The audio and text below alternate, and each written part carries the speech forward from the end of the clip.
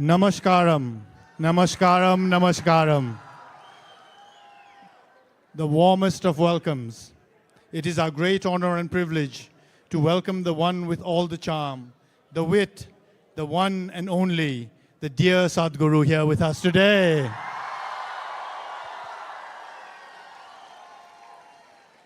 A very warm welcome to all those of us who have joined us online all across Nepal and all across the world on this historic and momentous event for all of us. Today is a very special day indeed for every Nepali. नेपालको छोराछोरीहरू हामी कति गर्व गर्छौं नेपाली हुनुमा हाम्रो नेपाल आमामा हाम्रो नेपाल आमा भनेको के हो नेपाल आमा भनेको त्यो धरती हो जुन हाम्रो खुट्टाको मुनि हुन्छ. When was the last time you thought about the soil that you stood on, that we live on? And when was the last time you thought I can do something to save soil as well? Well, we have here amongst us a man who for 2 months, in 2 months has completed his incredible 100-day, 30,000 kilometer journey across 27 countries and 3 continents to save soil for humanity, to save soil for each and every one of us, and to craft a conscious planet. His arduous journey touched more than 3.9 billion people right across the world. This incredible effort has created the world's largest people's movement, unprecedented in history. His journey his schedule was very, very tight, so he was not able to come here to us in Nepal. But guess what? He's here today, right here amongst us all. We would like to begin this special event with a performance from Project Samskriti. Project Samskriti, we're indeed very, very fortunate, is something that is envisioned by Sadhguru. And it offers classes and performances of Indian classical arts, including music, dance, and Kala Repattu, a traditional form of martial arts.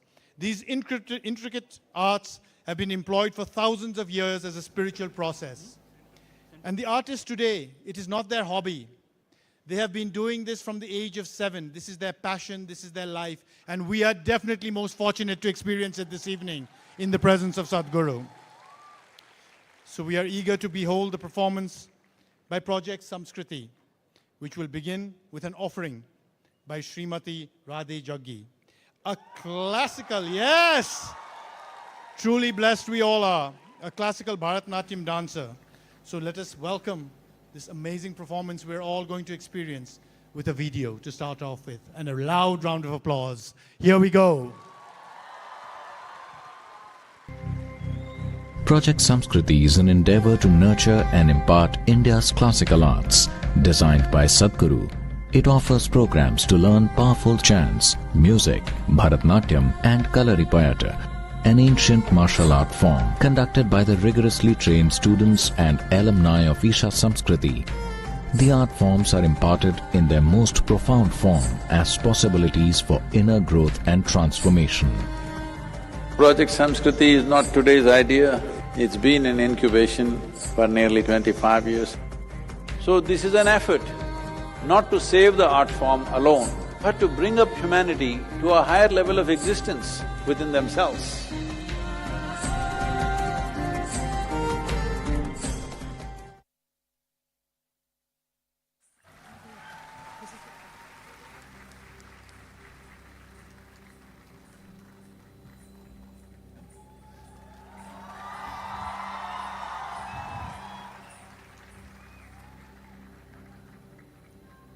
Namaskaram.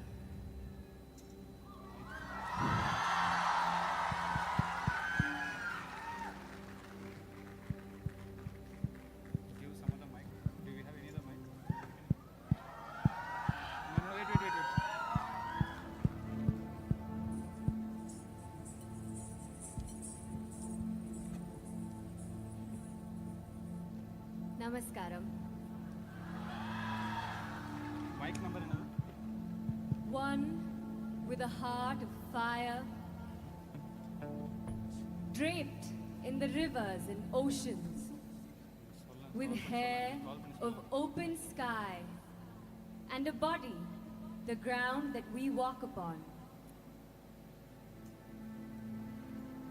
Time is ticking away.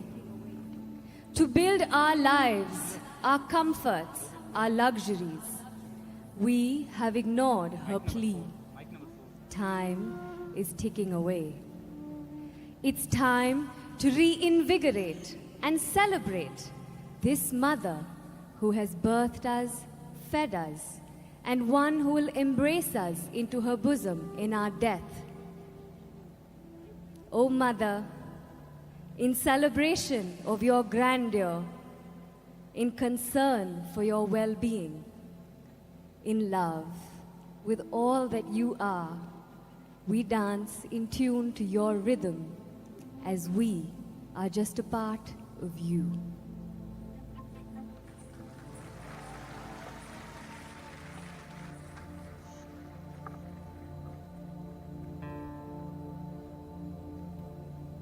Takita taka dhimi takita taka dhimi takita taka dhimi takita taka dhimi takita ta kita dhinga dhinga taka dhimi takita dhinga ta kita dhin kita dhina kita dhinga dhinga taka dhimi takita taka dhimi ta kita dhinga takita dhin kita dhin dhinga ta kita dhinga takita dhin kita dhinga taka dhimi takita ta kita dhin kita takita dhinga taka dhimi ta kita taka dhinga taka dhimi ta kita dhinga kita dhina kita dhinga ta kita dhinga taka dhimi ta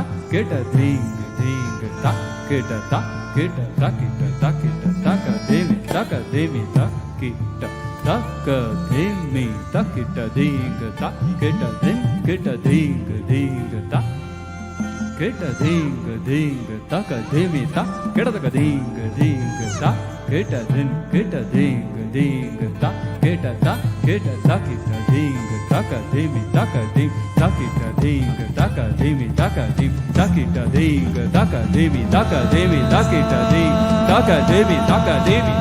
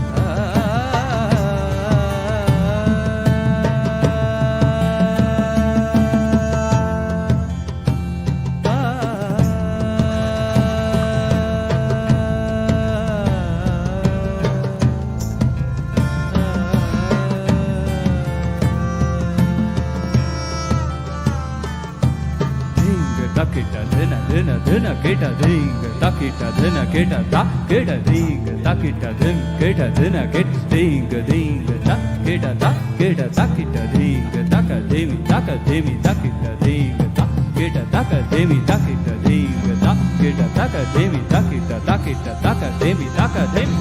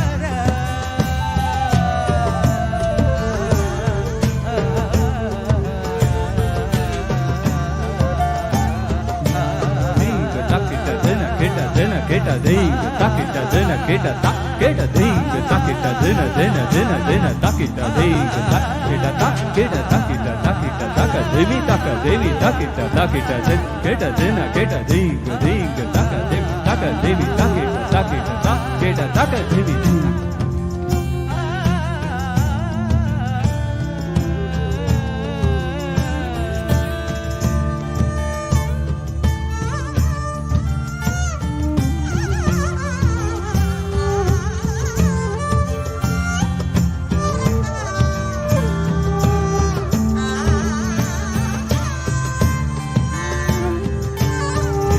dinga dina dina dina dinga dinga taka devi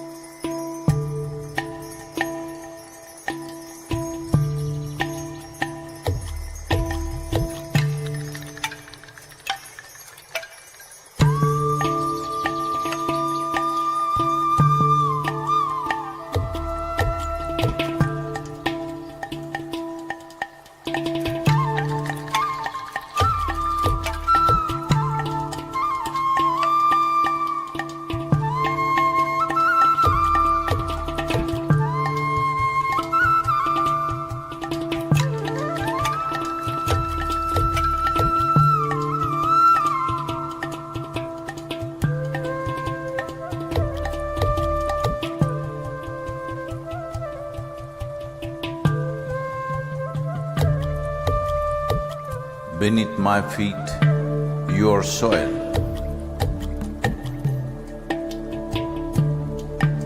When you rise, you become a tree. Again, you fall as a leaf. Who are you?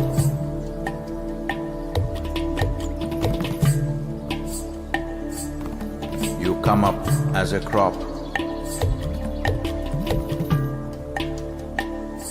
You give me life as food.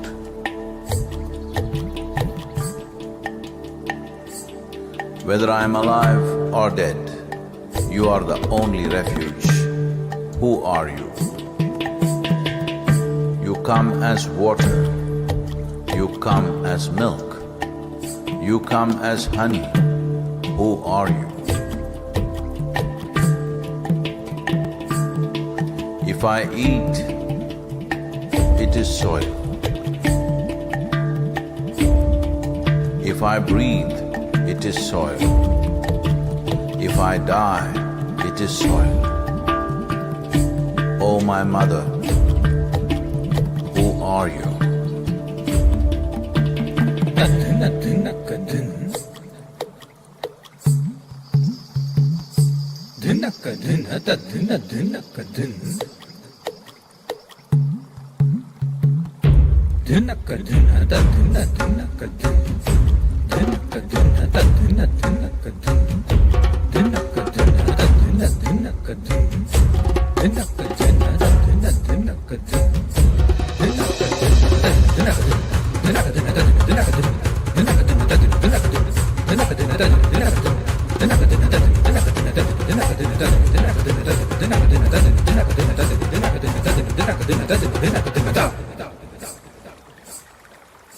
Soil.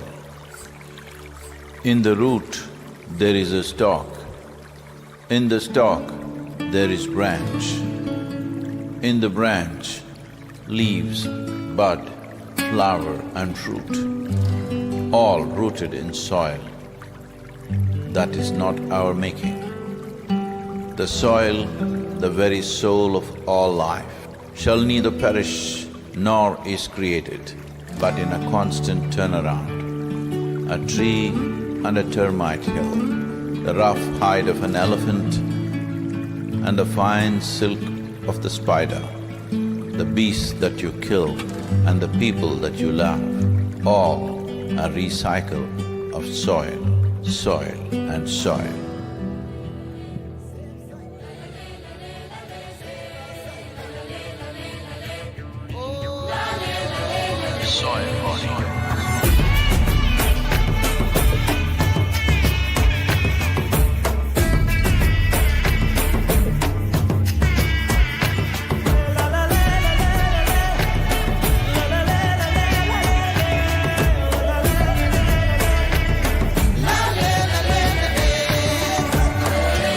The magic of soil is it turns death into life.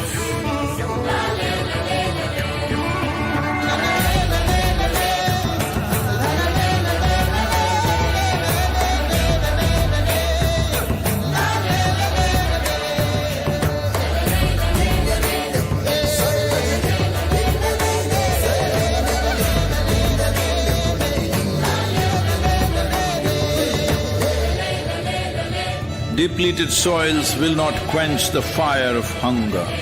Unquenched hunger can burn the very world. This is a generational responsibility. Save soil. Let's make it happen.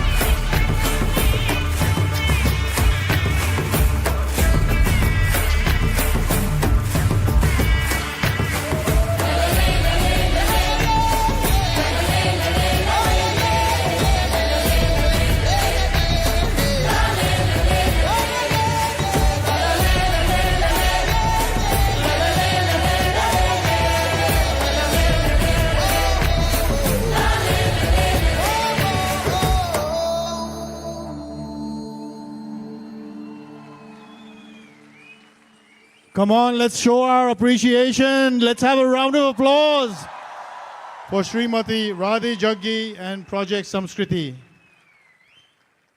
how rich is our culture of the subcontinent. At times it takes an event like this to remind us of our roots. And all roots grow best on healthy soil. But did you know our soil is dying? हामी नेपाल आमाको कुरा गर्छौं, कृषि प्रधान देश भनेर भन्छौं, तर किसानहरूले जति पसिना बगाए पनि माटो मरिसकेको छ भने केही पनि उब्जिदैन. Nothing will grow on dead soil. Did you know that globally 52% of agricultural soil is already degraded? 2 billion people are suffering from nutritional deficiencies. Across the world, farmers are in distress. Nepal आमाले जति प्रोत्साहन गर्नु खोजे पनि उहाँको छोराछोरी जो किसानहरू हुनुहुन्छ हरेक वर्ष झन्झन गाह्रो भइरहेको छ, किनभने झन्झन हाम्रो माटो अलि गरेर अस्वस्थ भइरहेको छ. And that is what Save Soil is all about. And that is what Sadhguru's global movement is all about. By 2045, we will have 40% less food in the world. 40% less food. Just think about that. But we can do something. We must do something. We must act now. We must save soil today. And Conscious Planet, Save Soil is a global movement launched by Sadhguru to address the soil crisis by bringing people together from across the world. Just like tonight, this evening, we're trying to build people together from right across Nepal, right here. The movement supports leaders of all nations to institute national changes and actions which highlight the science behind why our soil is on the verge of extinction. Just think about that. We think of species extinction. What happens if there is soil extinction? There will be no species left. And the urgent need for us to all come together to save soil. We will also catch some glimpses of Sadhguru's journey and the impact that it has had globally. And the hope is, from this evening onwards, that impact will also happen right here in Nepal. Let's take a look at this video. We are talking about climate change, carbon emissions, and global warming and various other aspects, but we are not addressing soil. Soil is the habitat upon which zillions of lives thrive. Once there is no richness in soil, then you have forsaken the planet in many ways. Every responsible scientist in the world and the UN agencies are clearly saying we have only 80 to 100 harvests left.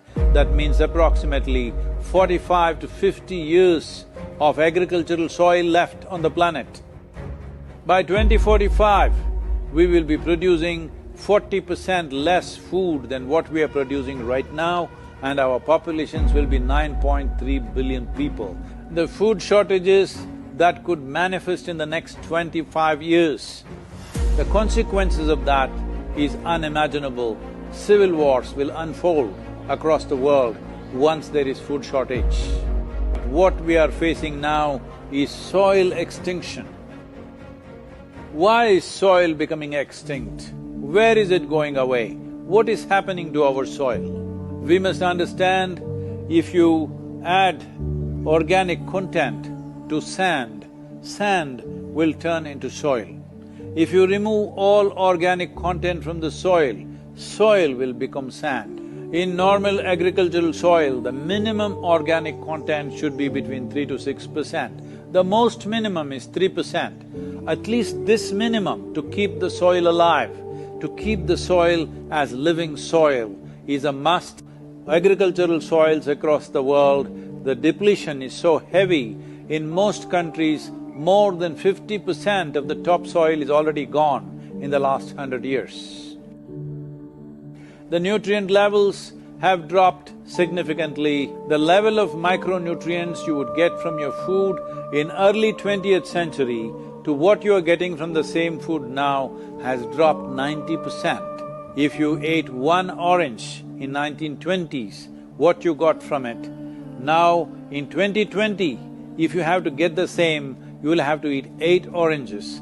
This is what we have done to our food. Soil is the biggest ecosystem on the planet, and so few people know anything about it. 1 teaspoon of healthy soil probably contains more microbes than there are people on Earth. The microbial life in the first 12 to 15 inches of topsoil is the basis of our existence. It is this magic beneath our feet which has produced the life that we are.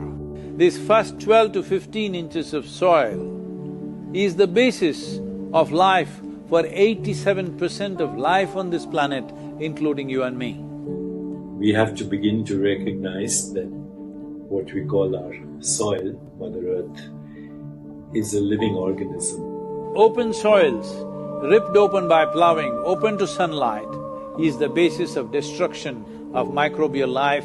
So the focus should be on agriculture, the focus should be on seeing that land is under shade as much as possible, some kind of shade, grasses, herbs, bushes, trees. So it's extremely important that soil regeneration is enshrined in the policy of every government on the planet. We must change the narrative on the planet that soil is a wealth, a legacy we have received from previous generations, and we have to pass it on as living soil for future generations. We are in a cusp of time. If you do the right things now, in the next 15 to 25 years, we can significantly turn this situation around and regenerate the soil. But if we allow this to progress like this for another 30 to 40 years, after 40 years if we attempt this, then it could take 150 to 200 years, because that much loss of biodiversity would have happened. From 21st of March for 100 days, the whole world, every human being on the planet should talk soil.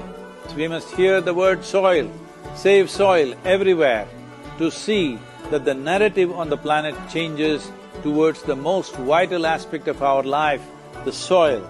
Each one of you should reach as many people as you can to make this happen. As a part of this, to activate support from the citizenry to assure the governments long-term investments will be appreciated. I'm 65 and I'm riding 30,000 kilometers, a lone motorcycle journey, 30,000 kilometers across 24 nations.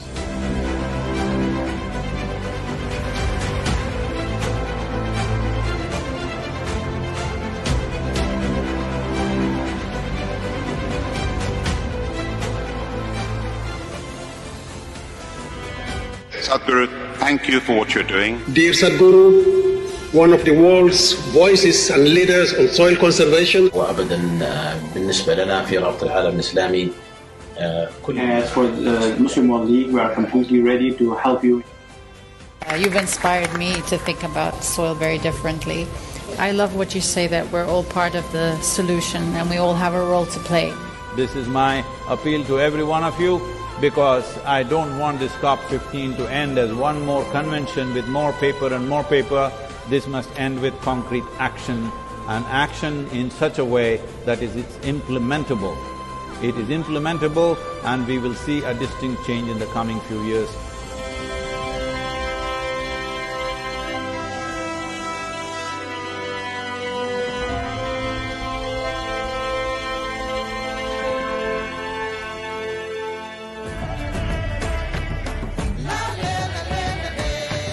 This is a perfect confluence of how we see things and the importance of the soil. Save the soil. Our soil needs nourishment.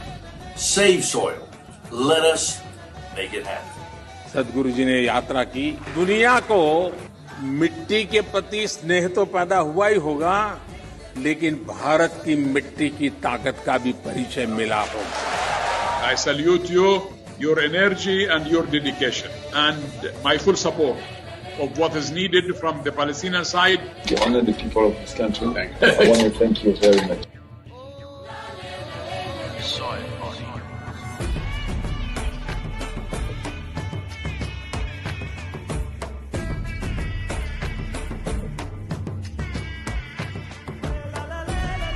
And the movement that you are taken up, I could not expect any more God's blessing than that. Sadhguru, and this campaign is so important. We're going to save the soil. Do your part. Let's save soil and create a conscious planet. Save soil. Save our soil. Save soil. Sadhguru, save soil, my friend. Save soil. Let's make it happen. Antigua and Barbuda is part of the Save Soil mission. We commend you for what you're doing. That is why we are happy to sign the MOU. It is science and philosophy that backs the thought behind the movement. It's tremendous. We'll welcome you in Hyderabad and please show us the right direction towards policy. Save soil. Let's make it happen. It is time to save the soil. Save soil. Save soil. Save soil. Let's make it happen.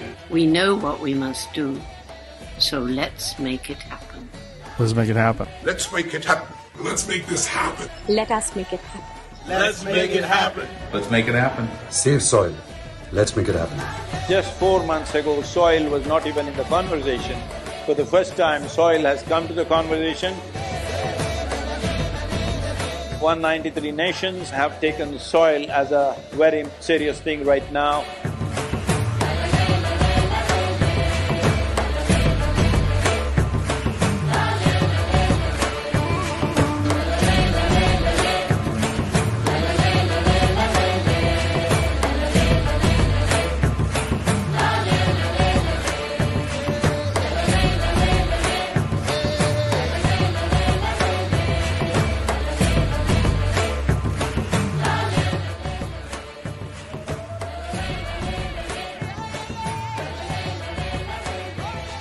I beseech every one of you that you must keep the soil in conversation for the next few months till the policies are made in the world.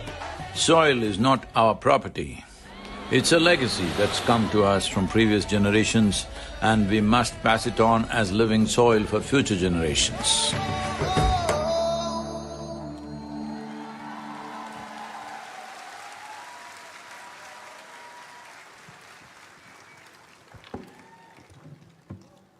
We've all heard, where there's a will, there's a way. And today amongst us, there is somebody with a will like Mount Everest. I think we need to give a big round of applause for what we have seen. For Sadhguru's journey is less about him and more about humanity. And I'm so proud as a Nepali. एउटा नेपालको छोरा भा भएर हाम्रो सरकार पनि केही पछि छैन. सम्माननीय प्रधानमन्त्रीजीले COP15 मा जुन प्रतिबद्धताहरू गर्नुभएको थियो, त्यो अनुसार we have the Ministry of Forest and Environment as well as the Ministry of Agriculture and Livestock who are entering and agreeing to move forward with the Save Soil movement. I think that requires a round of applause for all of us. Because it is no longer just a global movement, it is now a home movement. It is a movement for all Nepalis to save soil as we can. On this, I am extremely privileged to request our Honorable Pradeep Yadavji, Minister of Forest and Environment, to please come and say a few words.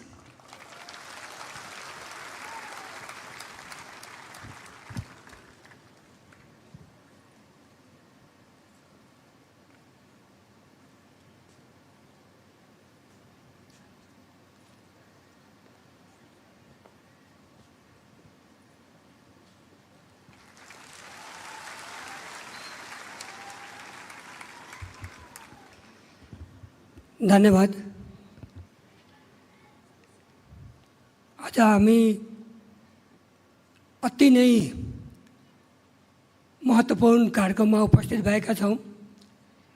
यो महत्त्वपूर्ण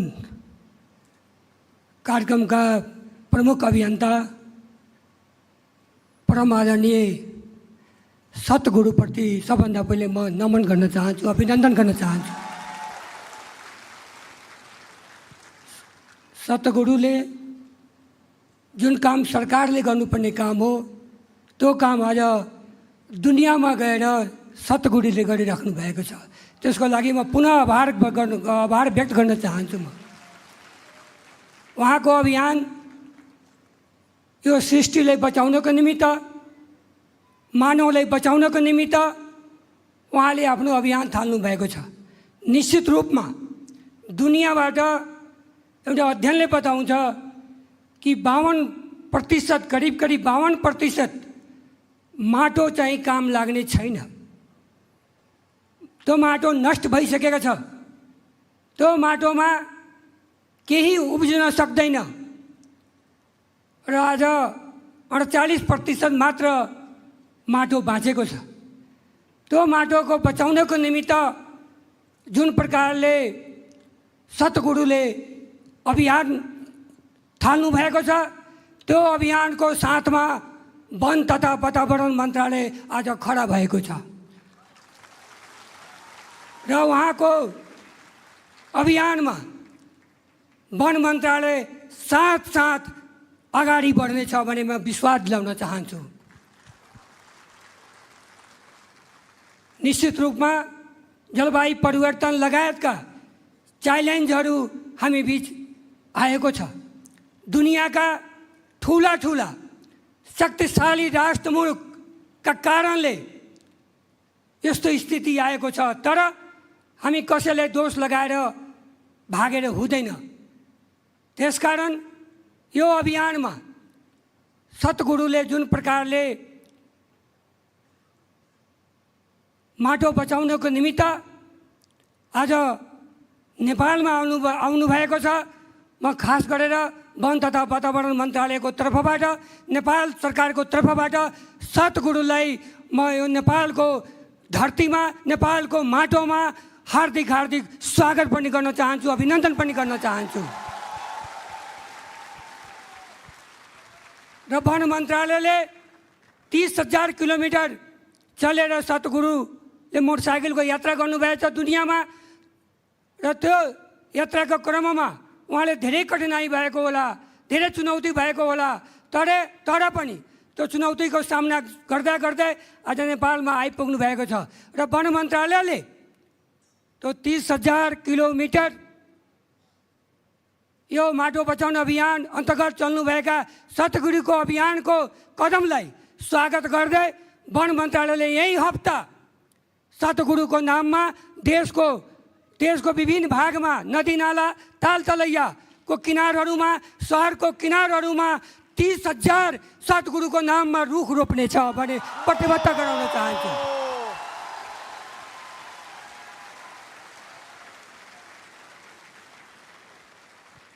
र आजको उहाँको जुन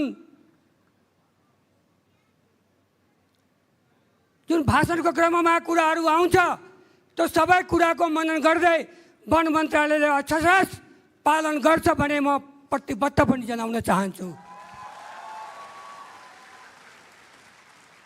वास्तवमा भन्ने हो भने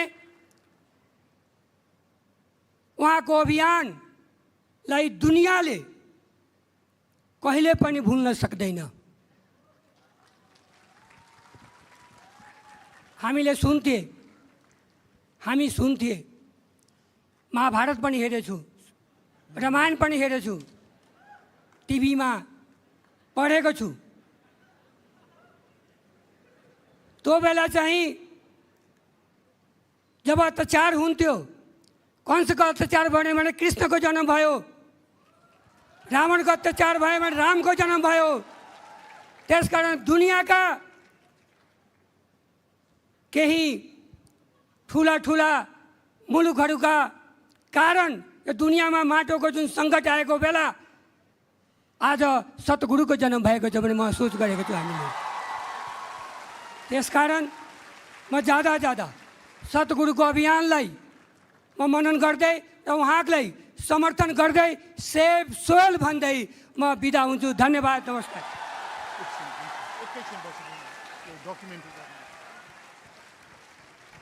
Thank you so much, Honorable Minister, for those wonderful words. As a Nepali, we are very proud that Nepal government has committed to plant 30,000 trees in the name of Sadhguru to save soil. I think wonderful.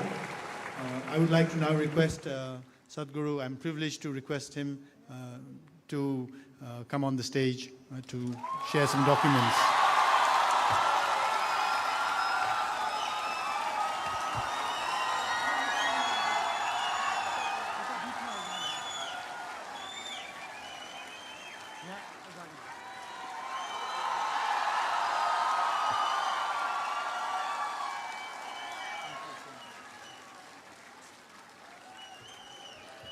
Now, as part of the Save Soil movement on this historic day, ladies and gentlemen, the government of Nepal will be presenting to Sadhguru the letter of solidarity and thus coming on board the Save Soil movement.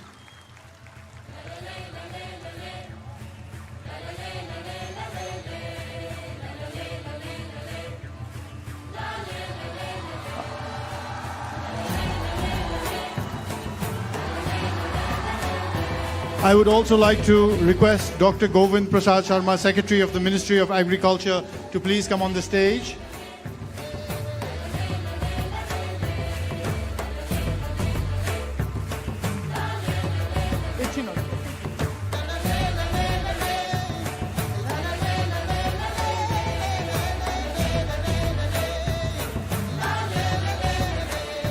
Sadhguru will also be handing over the Save Soil policy document that has been carefully compiled and is packed with thorough research done by experts in the field of ecology and economy, so that it is not just an environment but it translates into prosperity for the farmers and for the nation in general.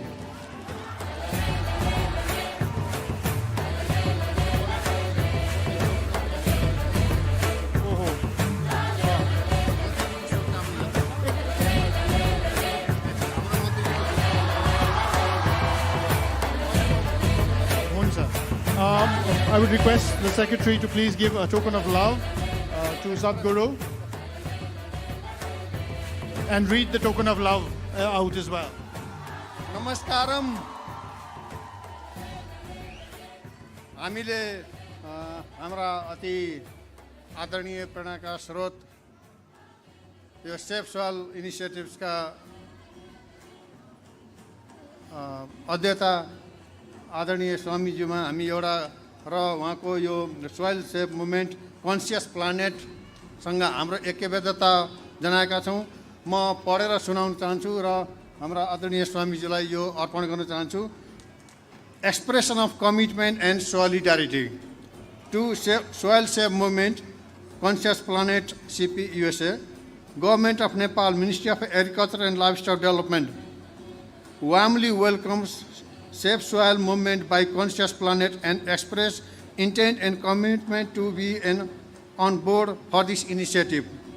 This is timely global initiative by all and for all, beyond all social, political and geographical boundaries, led by CP to sustain human existence on the planet. Farmers of Nepal inherit knowledge, innovations, practices and a rich culture of mother soil, the line with living soil since they started cultivating lap of Himalayas. In recent years, with the exposure to modern farming practices, this unique heritage is degrading and nascent soils of Nepal are under threat. In this pretext, Safe Soil initiative is important to restore and rejuvenate our soils. In this ground, Ministry of Agriculture and Livestock Development proactively committed to enact new policies, strengthen and implement existing ones, invest, implement program and activity to save soil in Himalayan region. We understand saving Himalayan soil means saving soil and livelihood beyond the boundaries up to the Gangetic Plain. Ministry of Agriculture and Livestock Development is thankful to CP and is our immense pleasure to be a part of this holy soil global initiative. Dr. Govind Prasad Sharma, Secretary, myself.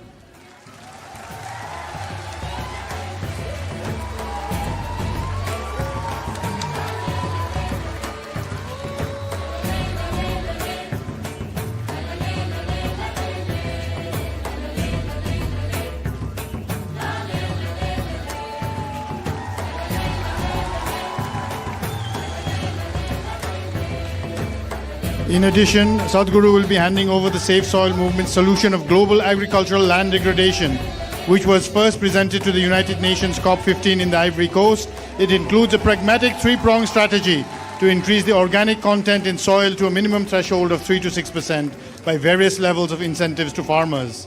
Let this be a beacon of hope. I would like to now request former Deputy Prime Minister Narayan Kaji Shresthaji to please join us on the stage for a photo. I would also like to request His Excellency Naveen Srivastav, Ambassador of India,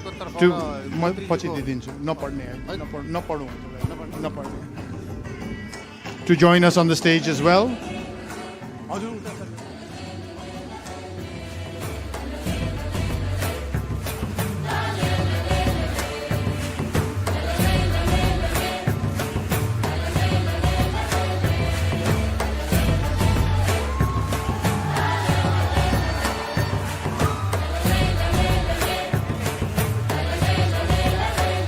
Can we all also lift up the Save Soil flags that were on your chairs? Stand up once. Now let us, everybody. Minister of Law. Can I request the Minister of Law also to please come on the dais for the photo op? Just 1 second.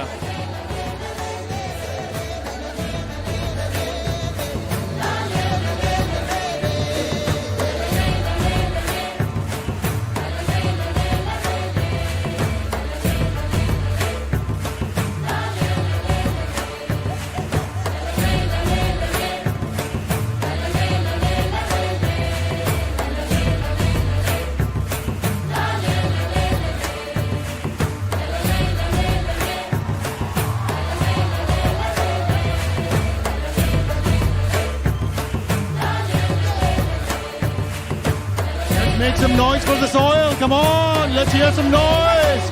All right. Let's have some energy. Let's make some noise. Thank you very much. Thank you very much.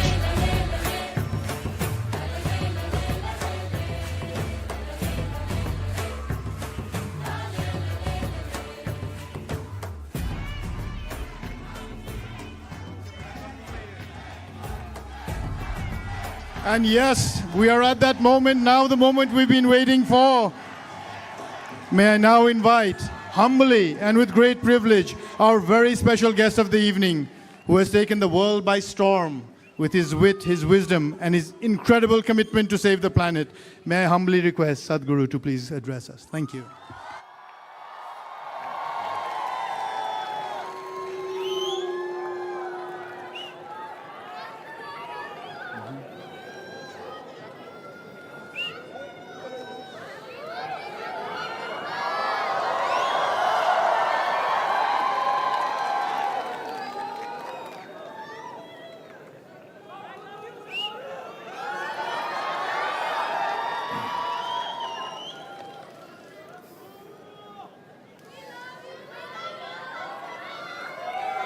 कालो न जानाति तव जननम्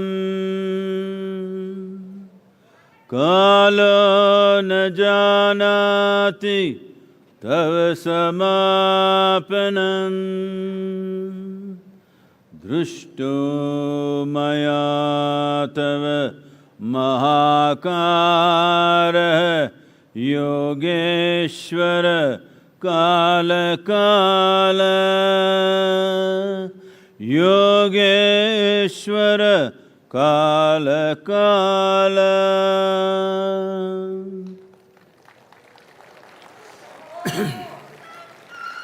Namaskaram.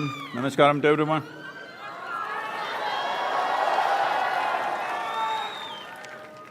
Wow.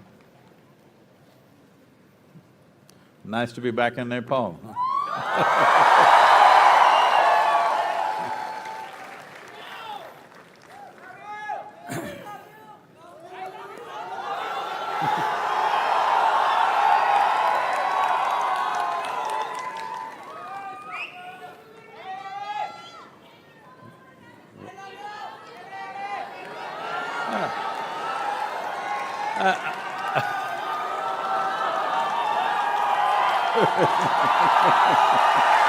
What?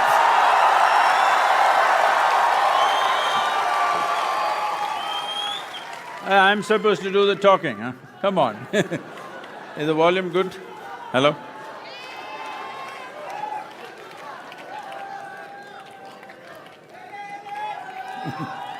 Hello, can you hear me? This is not good, huh? I can't… Hello?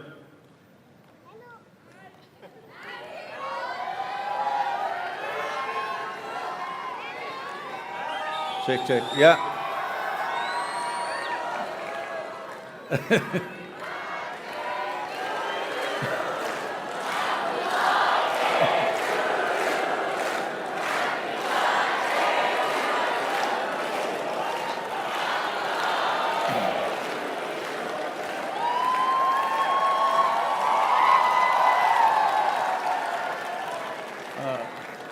I am still not yet born, still more than 24 hours, please. Well, why such a need has come today that we have to even talk about saving soil? Why such a situation has come? Well, humanity has spent a lot of time pointing fingers at each other. You did it, I did it, you did it, I did it endlessly. We need to first of all understand whether you like it or you don't like it, knowingly or unknowingly, every one of us are a part of it, this destruction that's happened. The only way around is that everyone have to become a part of the solution, there is simply no other way. This is not to be done by any one person or any one government or a ministry. This has to become humanity's mission because we are destroying the foundations of our existence. That's what it means. In these cultures, we have always referred to soil as our mother. When we say mother, we are talking about the source of our life. But unfortunately, in the last few decades, we have started treating soil as a resource. Treating soil as a resource, what it means is, every one of us have fed upon the breasts of our mothers. The day we refer to her as a resource, we are finished. She is the source of our life. She cannot be a resource that we use in our lives.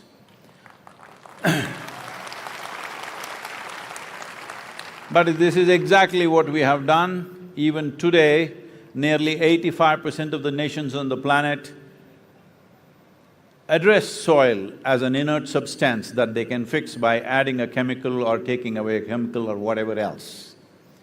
What we need to understand is, soil is the largest living system, not just on this planet but in the known universe. It is the largest living system with trillions of species. The top agricultural scientists or soil scientists in the world are openly admitting that they do not even know 1% of the species of organisms present in the soil. When we don't know 1%, we have no business to mess with it. It's as simple as that. That's how complex a life it is. What does it mean, this soil? See, we must understand this. On this planet at least, all life, whether it is a single-celled creature or us who are supposed to be the most complex and sophisticated creatures on this planet, all of us are essentially made of the same fundamental design. In yoga forever we have been saying anda pindanda is all the same thing, but today the modern science, because unless it comes from the West, it's not science, okay? I want you to know this. So, the modern science is saying there is something called as a constructional theory that if you look at any design on this planet, whether it's a single-celled organism or any other creature or a leaf or a cell in a plant or the human system, the fundamental design is still the same. The complexity and sophistication is multiplying manifold over, but essential design is same. Or in other words, what we call as life on this planet is a part of the carbon cycle that's happening. In this carbon cycle, soil is the most important link in the chain of carbon cycle, and that has worn thin. What is wearing the soil thin means? See, today, as you sit here, over 60% of your very body that you carry is microorganisms. Only 40% are your parental genetics. I saw that little girl in Sofia on the video, and this girl came to me and said, Sadhguru, I want to do save soil, but my mother, boo. I said, please tell your mother she's only 20%. Rest is all soil. Only 20% of your genetics your mother, another 20% your father. Fundamentally, life is happening to you because of the foundational life that's happening in the soil. This is the fundamental life. To give you some perspective,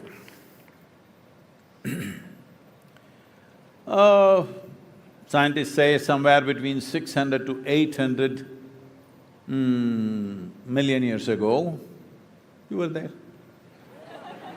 Okay. At that time, one smart algae or a fungi, we don't know which one. It's like, we don't know how many years ago, thousands of years ago, a caveman or a cave woman these days, you can't leave them out. But nowhere there's a reference to a cave woman, because caveman essentially means a crude man who's like that. But it looks like women were always reasonably not so cavey. So, we don't know whether a caveman or a woman discovered the way of how to cook our food using fire, controlling fire within our homes. Oh, that's changed everything about our lives, isn't it? The way we eat and the way we exist. Similarly, one smart algae or fungi, we don't know which one of them came up with this idea of cooking their food using the perpetual energy of the sun. This phenomena of cooking their food using the sun's energy, today we refer to as photosynthesis. Before the phenomena of photosynthesis started, the average oxygen content in our atmosphere was just a shade over 1%. Today it is 21%. It's a little less in this hall, but average is 21%. And even if you're wearing a mask, you're able to breathe because it's 21%. It's not about today we breathing and existing. The very reason that such a complex life could evolve is only because of the oxygen content in the atmosphere. Otherwise, life would have been very rudimentary and simple. So this phenomena of photosynthesis means essentially it is oxygen manufacturing factory on the planet. You all oxygen breathing or carbon dioxide breathing? Tell me, I don't know which kind you are. Oxygen. But in the last 1,000 years, we have removed 85% of photosynthesis on this planet. What's our plan really for ourselves and for future generations? What is our plan? 85% of photosynthesis on the planet has been removed. We call this development. Well, we need many things, that's not the point, but we need to understand without ecological stability on the planet, life will not happen.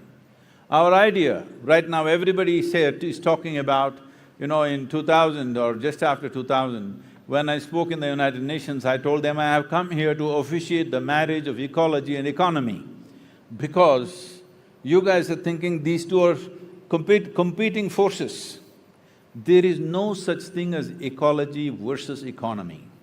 This is like this, you are living on open land, then you saw the need for shelter, so you built one floor, one nice house for yourself. Then a need came, you had to build a second floor. Then you started pulling out the foundation stones and started building the second floor. You know what will happen to your house. This is exactly what's happening to the world right now. Ecology is the base, economy is on top of it. If you pull out the foundation stones of ecology, there is not going to be any economy. Whatever economies we have built, whatever very perceptional marketplaces we have built can all collapse in no time once there is a little bit of food shortage on the planet. I want you to just imagine, in Kathmandu city, if 40% of the people have not eaten for last 3 days, Do you think you can come here and sit in this event?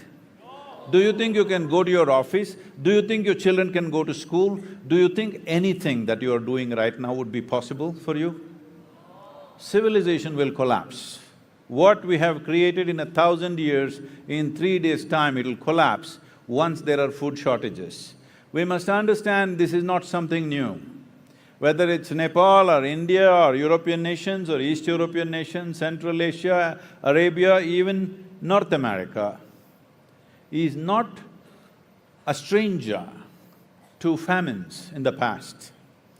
Till 40s and 50s, 1950s, we have seen famines. Some of those famines were terrible, which took millions of people. 1943 famine in India took 3.2 billion people in 4 months' time. Famine is the worst way to die for a human being. A war is so much better. Either somebody will shoot you or bomb you or take off your head, something will happen. Famine is a slow fade. 3 to 4 months, you will die in a most terrible way. And this is not new to us. 2 generations ago, people have faced this repeatedly, again and again. But after all this infrastructure, after all this education, information, technology, once again we are driving towards famine, global famines. This year, 7 nations are going into famine conditions. This year, 39 million people right now are seriously in famine situation. It is expected in the next 4 months, 360,000 children below 8 years of age will die without food simply because World Food Program has thrown up his hands and said, we are not able to provide food for these children because there is no money, everything has gone to the war effort elsewhere. So, as human beings, how do we just sit around and think that, it's all right, they're dying somewhere else? That is not the nature of a human being. The reason why a human being is evolved to this place is because we can think inclusively. We are not functioning instinctively for our survival.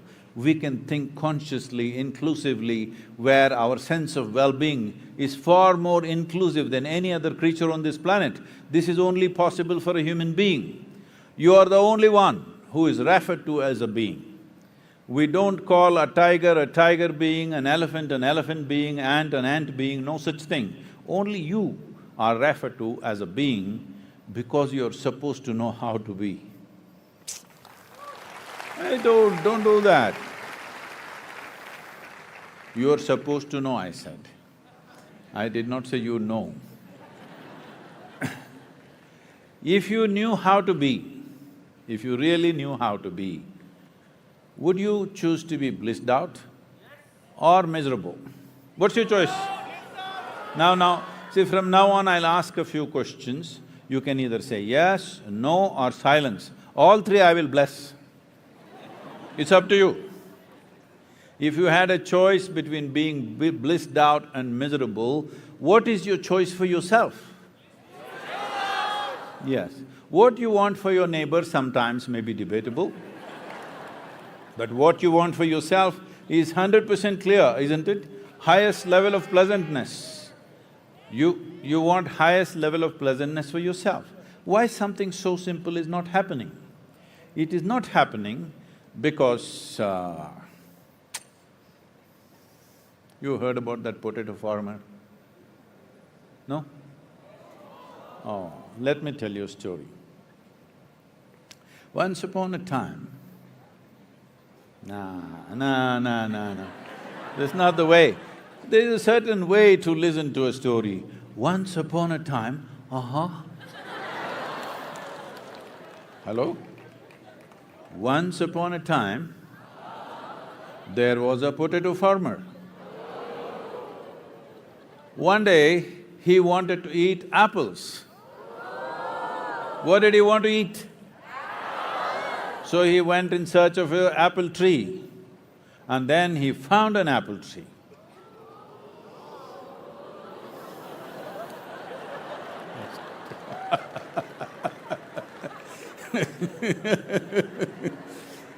Now, he went to the apple tree, but being a potato farmer out of sheer habit, he started digging the ground for apples. He dug, when he did not find any apples there, he dug furiously. After some time, the tree came down on him. This is the story of humanity right now.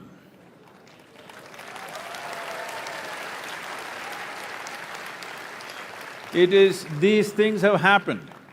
These things which are fundamental to our existence are being destroyed not because of some evil force. This has happened in search of human well-being, in search of human happiness above all. In pursuit of happiness, we have done this. Now I'm asking you a simple question. Whenever you've been happy or miserable, whichever way you've been, did it happen from within you or did it rain upon you?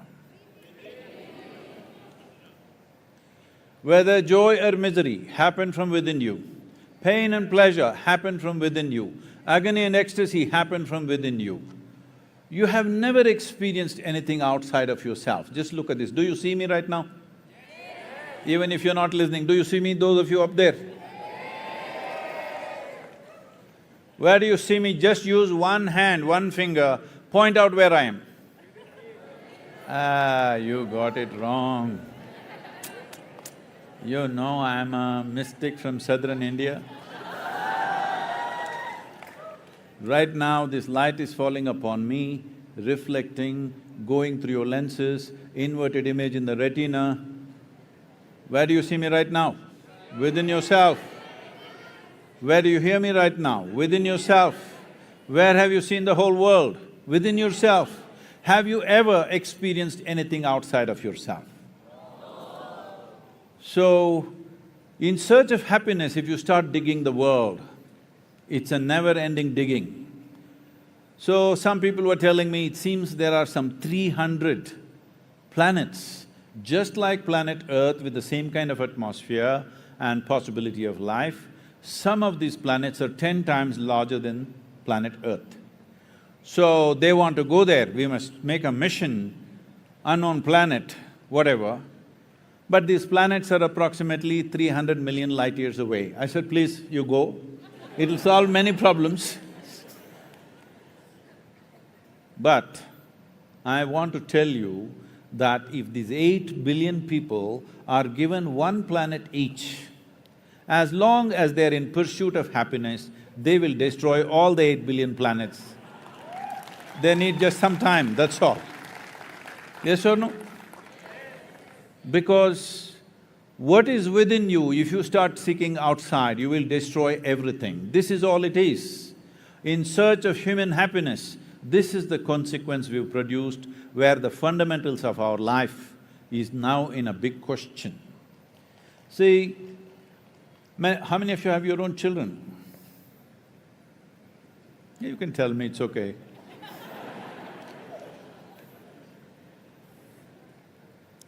Now, this is not some philosophy, this is not an ideology, this is not a religion.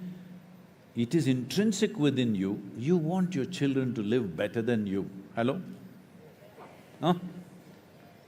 But with such a wonderful intention, look at the world we are creating. I want you to understand this. Once there are food shortages, our children are not going to live well here. Whatever wealth you have given them, whatever education you have given them, whatever you have given them, our children are not going to live well here because there are certain serious conditions which are evolving very quickly. By 2032, it's expected 3.5 billion people will be water stressed. That means daily drinking water will be a challenge. You think people can live well with that? By 2045, they're saying 40% less food. This is not alarmist philosophy. These are being spoken by very responsible scientists, and I have been in communication and contact with them. They are all just frustrated because nobody listens to them. And when I was in Rome, and all the top scientists, some of the big, large UN agencies related to soil and agriculture all there, and I was talking to this group of scientists who have invested their life in soil studies. So I told them, see, you must excuse me because I'm starting this campaign and here you have spent your lifetime studying soil. But I am not only going to make this simple, I'm going to make this simplistic. Is it okay with you? Not you, you're not a scientist. But these scientists in one voice, they said, Sadhguru, simplistic is the way forward because we have produced thousands and thousands of pages of research. Unfortunately, the governments don't read it, agriculture ministries don't read it, even the academics and universities are not reading it. Because about every aspect they have produced hundreds and thousands of pages. Who is there to read it? Because everybody has taken certain things on the planet for granted, one of that is definitely soil. Just 5 months ago, 6 months ago rather, when the world congregated to talk about climate change and global warming, whole world was there for 2 weeks. Everybody responsible in various governments, everybody was there. But after that, I spoke to many environment ministers in the world. Everybody saying, Sadhguru, nobody even mentioned the word soil. Why is it like this? I said, see, I don't want to get into the politics of it, but I'm asking you, do you really believe you can control climate change, you can control global warming without keeping the soil rich and green? Is it possible? They said, no. Then why you didn't talk about it? This is where it is. Fortunately now, in the last few months, the conversation, soil has become part of the conversation.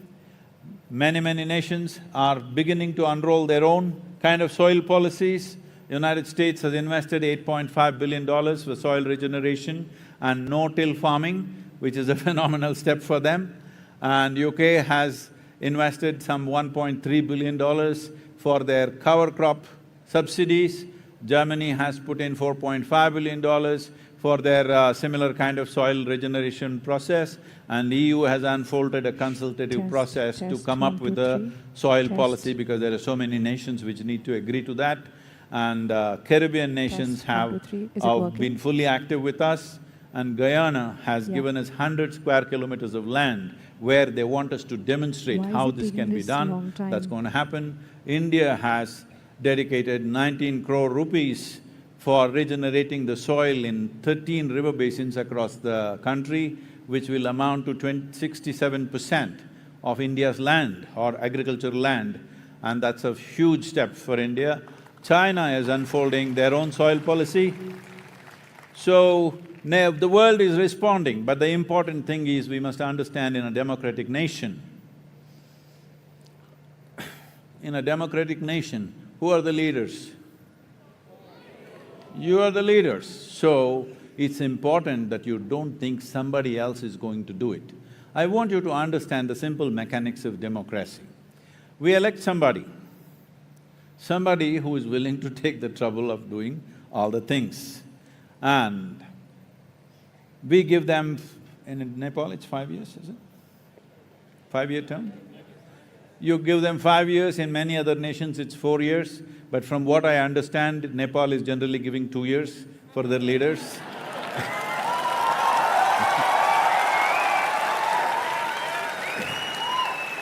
So if you give them 5 years, I want you to understand the nature of this job. You give them 5 years and they are supposed to do many things. Running a nation is always a complex situation.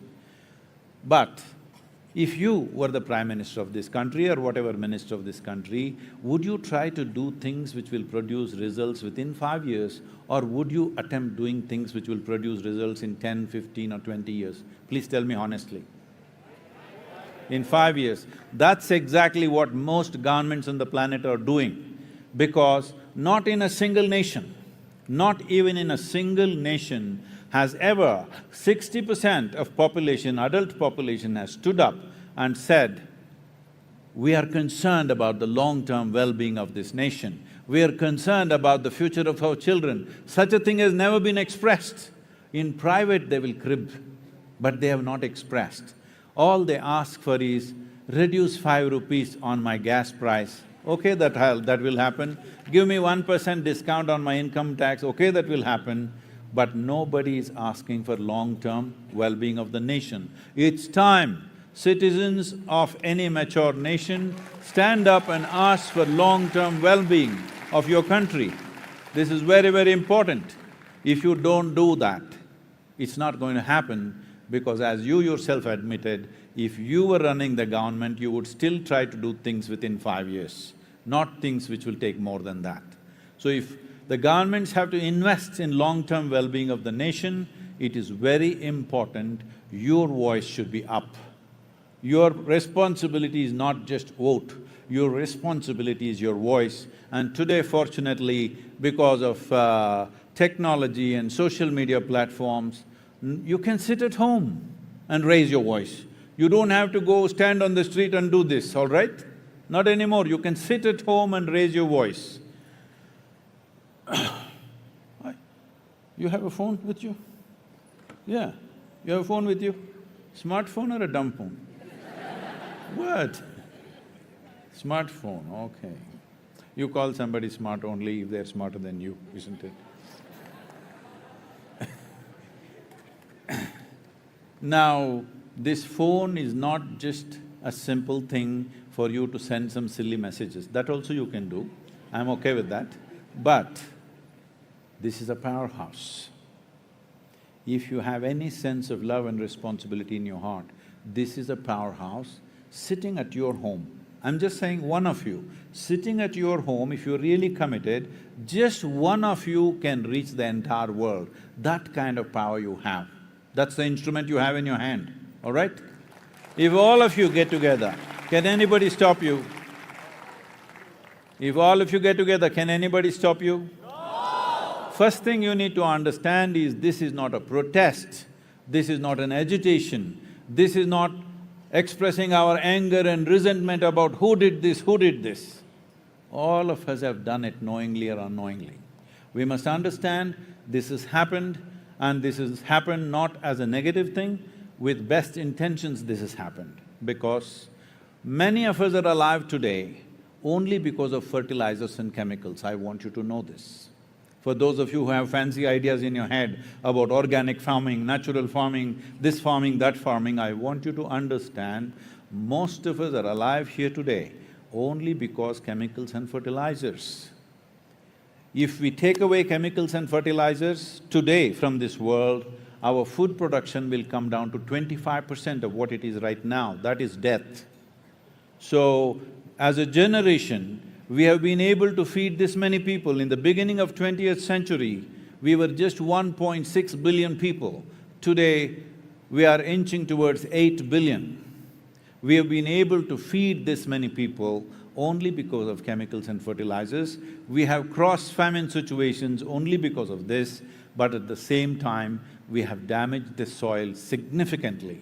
Significantly, we have damaged the soil. So our time has come as a generation, we turn back. Turning back is not with fanatical ideas, ban the fertilizer, ban the chemicals, that is not the way. If you raise organic content, the need for fertilizer will start sliding down naturally. We must be patient enough to do that. Fanatical ideas of urban people, I'm saying, it's only urban people who are talking about organic farming, natural farming, because they don't do farming. You go and ask a farmer, try to grow his crops without fertilizer, without pesticide, it'll be zero for him. So, let us not say things which are irresponsible. All of you young people must educate yourself about soil, okay? Wherever you go, at least for 2 to 5 minutes, you must be able to speak with some sense about soil. It's very important, because as a generation we have this challenge in front of us, but as a generation we have this privilege that we could be that generation which turned back from the brink of a disaster. We don't want to be that generation which walked into the disaster and cry about it. I'm saying this because we have this propensity that we keep walking into disasters and keep crying about it every time. See, when World War I happened, everybody said, this is enough, no more war. We formed League of Nations and da-da-da. No more war. Within 25 years, number 2 happened, all right? And after World War II, when the most horrendous things happened, We said, no more war at all, this is it, United Nations, and we will stop all war. How many wars since 1944? When 21st century came, we said, oh, 20th century people, idiotic people, they fought wars and wars. 21st century is the age of information, technology, we are all… What? What is that, huh? Like this, we're not going to fight wars, love and this and that. In 21st century, how many wars? How many nations have been destroyed in the last 22 years? Just look back and see. Because we need to understand this, we keep crying about the same things and we keep doing the same things. So this is a time for us to stand up and turn this situation around, and it's not some rocket science, nor does it take enormous financial outlays, it just needs the right direction and a relentless commitment. This is all it takes. Let's make it happen.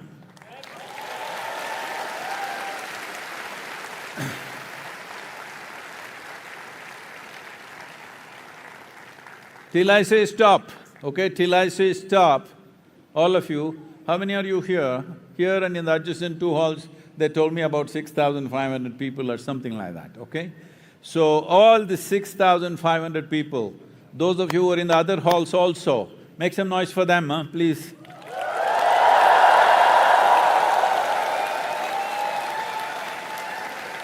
You must commit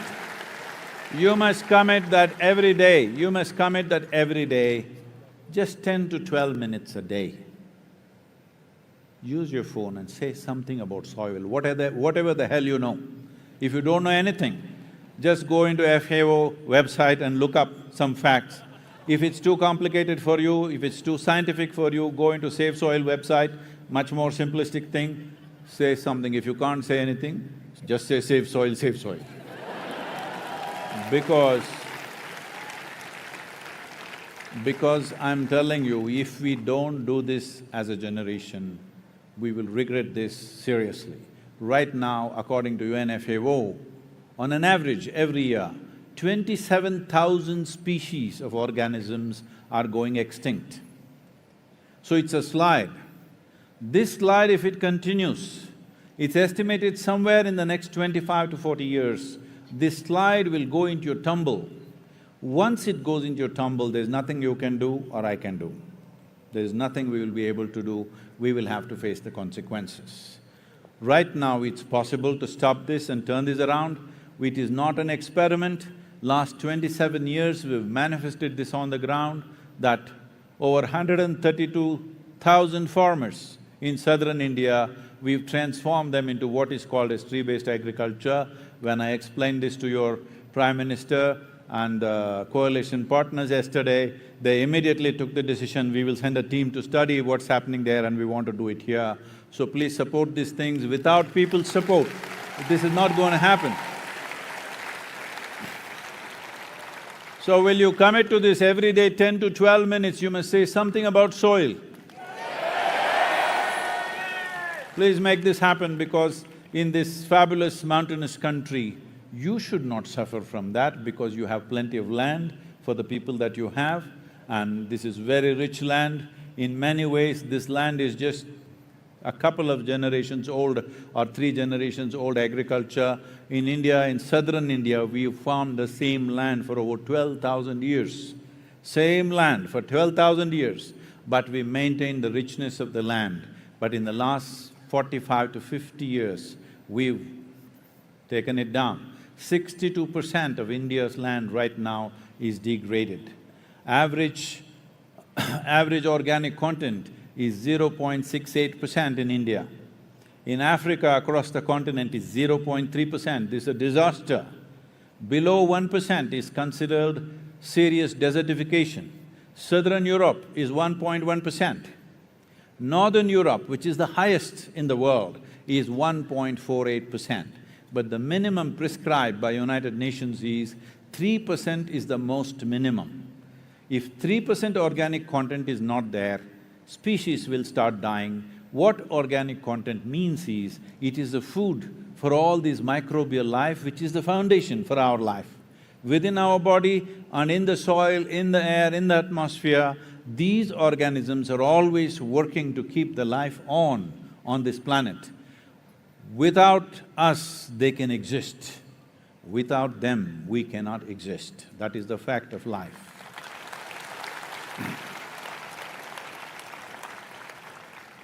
In the last 70 years, 67% of vertebrate population on the planet has disappeared. 67%. 82% of the biomass insects have disappeared. 92% of freshwater aquatic life has disappeared. Really, what's our plan? What's our plan for our own lives? Because when we talk about 2030, 2040, 2045, we are not talking about future generations, we're talking about you. Hello?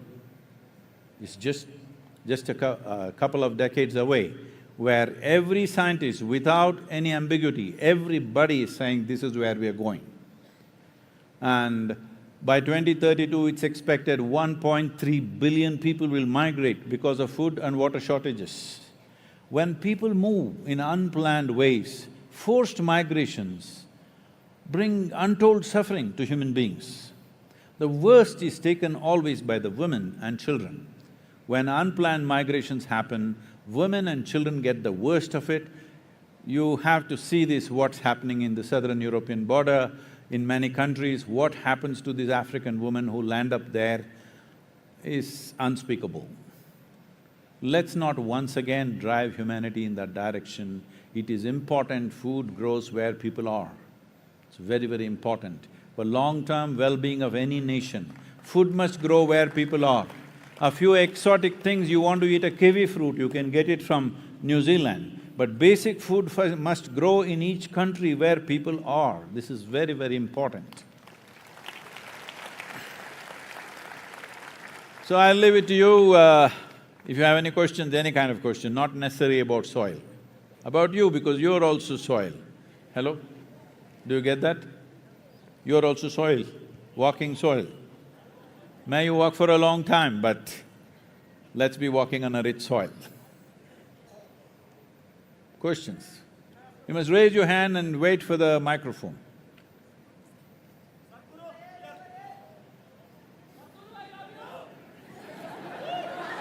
Oh, you almost broke my heart, man.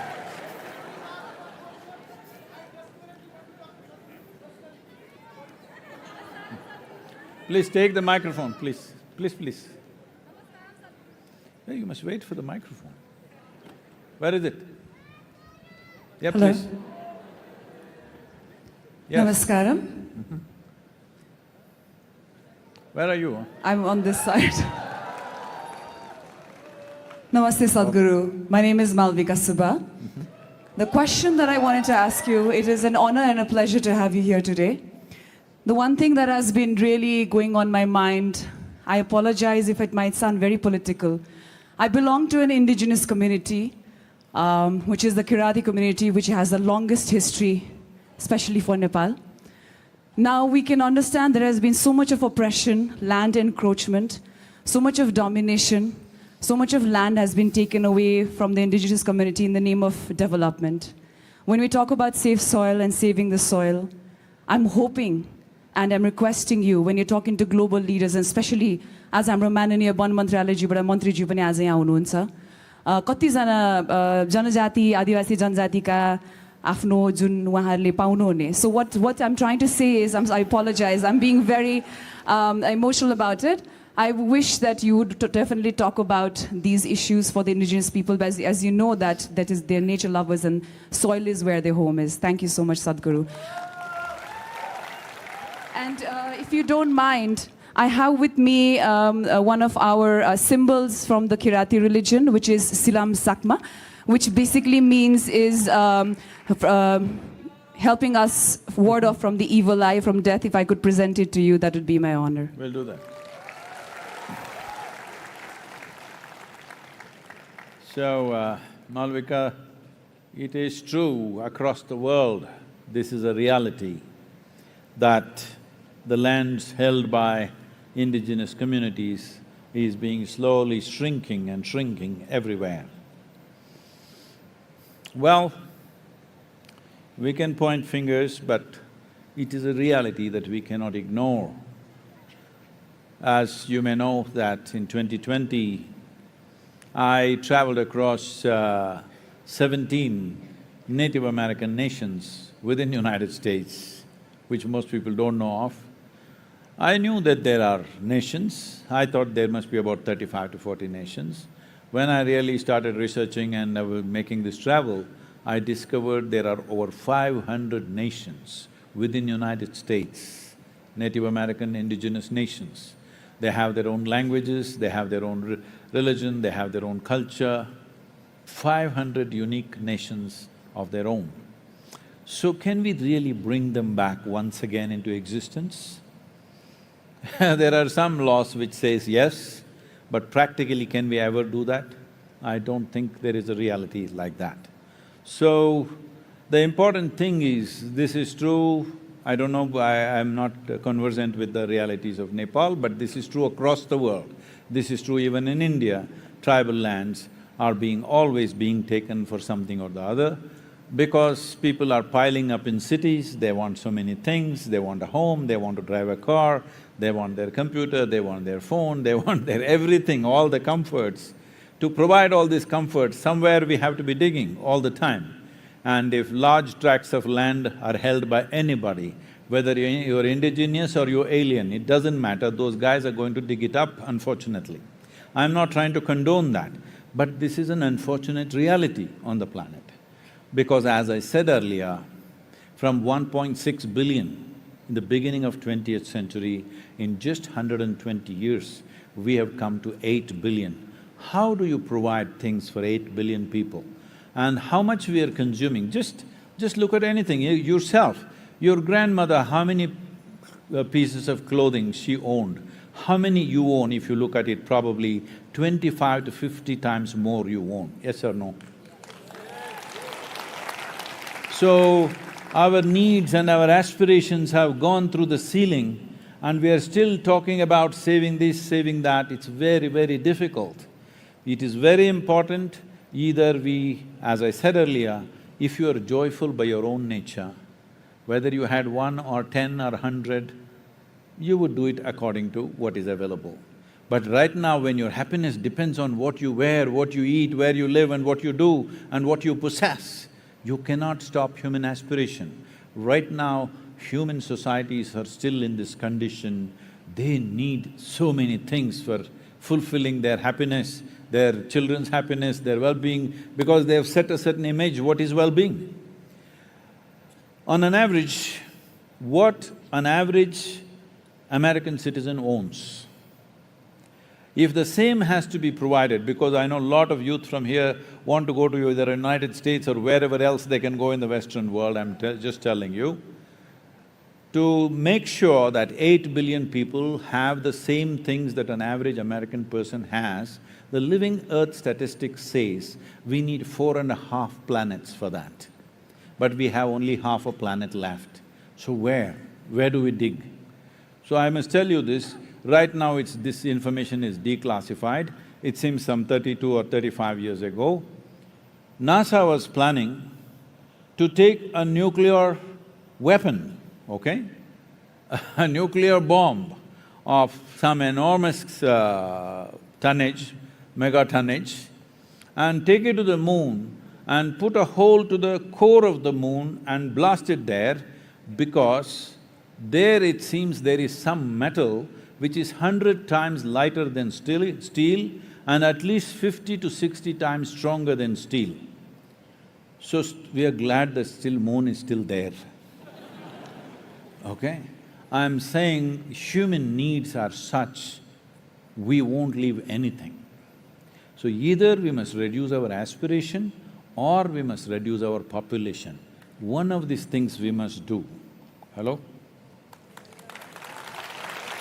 So as a part of this in India, it's the most unpopular thing I did in my life, I started what is called as no conception years in some villages, that women choose by themselves, this year no conception, postpone it to next year.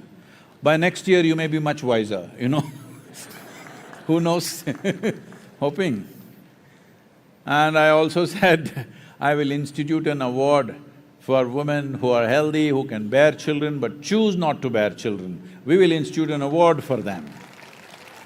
So, today a whole lot of us, in Isha for example, there are about 270 young couples who are capable of bearing children and none of them have children, because right now the greatest service you can do to the world is you are part of reducing the population.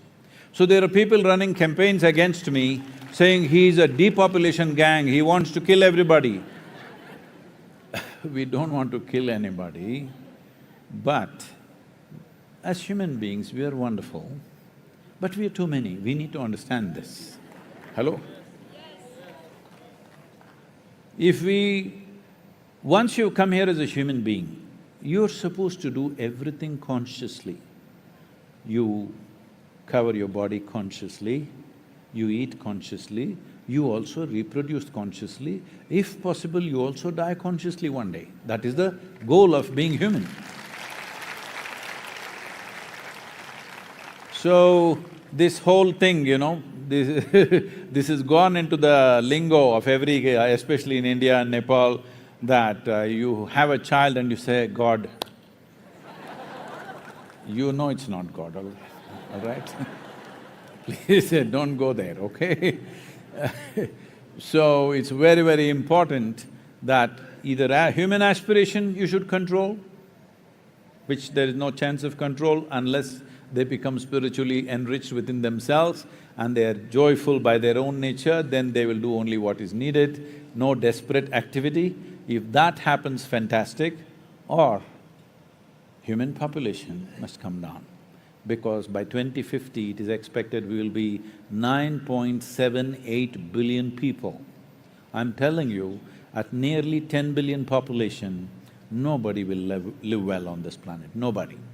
Doesn't matter what education, money, wealth, where you are, in which part of the world you are, nobody will live well when this crosses 10 billion people.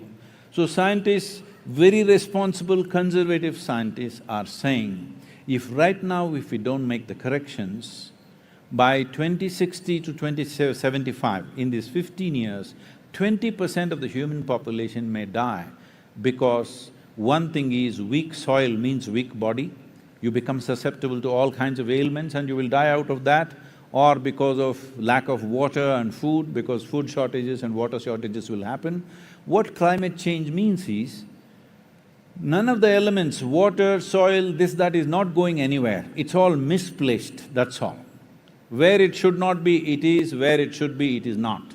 So when that happens, they're saying that. Some of the more radical people among the scientific community are saying between 2060 to 2075, 60% of the global population could die because of disasters, because of hunger, because of water shortages and civil unrest.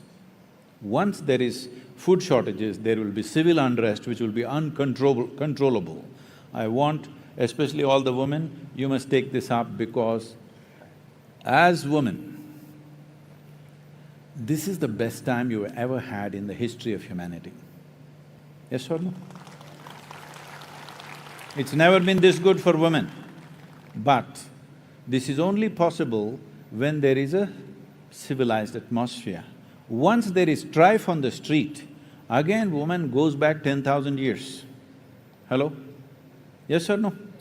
So it's especially in the interest of the woman that you must take it up in a big way. The Save Soil movement and whatever else, because also reproduction is in your hands. If it's already done, we'll celebrate the children, but if not yet, postpone to the next generation. People will say, but what about the economy? Economy will go down. If the population goes down and economy goes down with it, what's the problem? We'll still live better.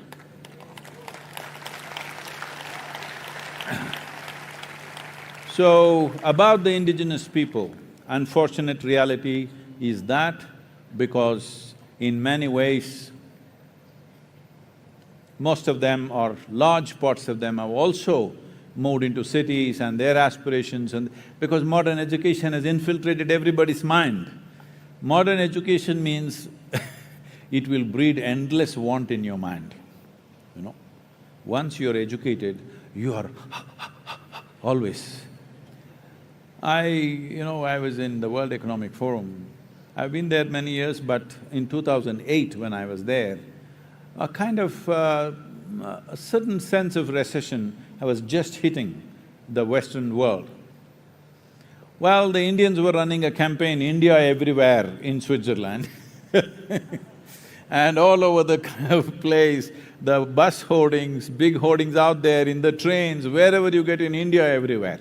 So Indians were upbeat because they're running a campaign, but all the Western people are little depressed because recession is happening. And these are all, about 12 to 13,000 people, every one of them is a billionaire, okay? They are all miserable because there are a few billions less and they're really miserable, what to do? And then they asked me to handle a session, recession and depression. I said, okay. I said, see, recession is bad enough, but if you want to be depressed, what can we do? But right now, we have structured the economic engine on this planet in such a way that if you fail, you will be depressed. If you succeed, we will be damned. I prefer that you're depressed. Otherwise, we will all be damned.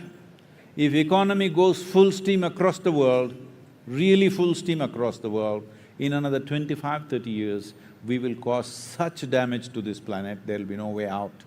Recession is good, little less. All that… as long as people are eating, if they have no money to buy new clothes, I'm okay with it. They have no money to buy cars, new cars or motorcycles, I'm okay with it. They had to walk to their office instead of driving, I'm okay with it. As long as people are well-nourished, I'm okay with everything else. Because right now,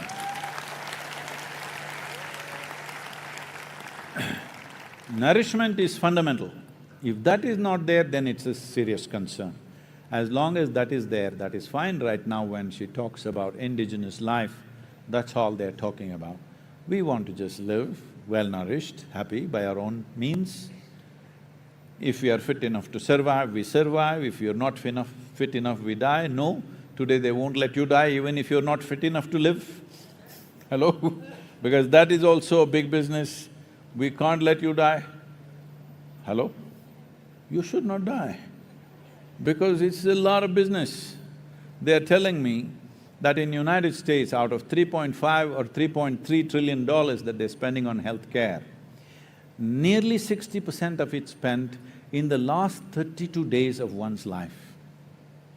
That is, about $2.5 billion are spent in the last 32 days. What is the problem if you and me die 32 days early? At least for me, I have no problem. Maybe you want to last those very expensive 32 days. I don't want to spend so much, I don't mind dying 32 days early. Hello? I bless you with a long life, but I'm saying we have become like this because we have lost context with what is the nature of our life. We've just forgotten what we are in this world. See, in this cosmos where nobody knows, neither the science nor the religious people know where this cosmos begins and where it ends. Hello? Does anybody know? Science does not know, religion does not know, because nobody knows, it's that vast. In this cosmos, this solar system itself is a tiny speck. In that speck, planet Earth is a micro speck. In that micro speck, Nepal is a super micro speck. In that, you're a big man. This is a very serious problem. This is a very serious problem. We don't understand that we just occupy a minuscule of time and space on this planet. Both in terms of time and space, it's just a minuscule. We come and we go. Countless number of people have walked this planet, they also thought they are great people. Where are they? All topsoil. Hello? Yes or no? This also will be topsoil. Yes, we don't want to die today, that's fine, but this is a brief life. In this, how much mess? How much mess? Simply because we are forgetting the context of our existence.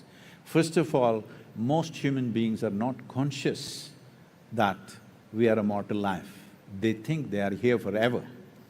None of us are here forever. Hello? This one also will become part of the soil or no? Save soil, that's why I'm saying, huh? Otherwise, where the hell, if you put you there, if there's no organisms, you won't even rot. That's the problem I'm talking about. In life and death, it's a problem. This happened in Texas. I know it's about indigenous people, I will come back to you, I've not forgotten. This happened in Texas because that's far away from anything indigenous. You are all from Texas? Can I say a joke about you?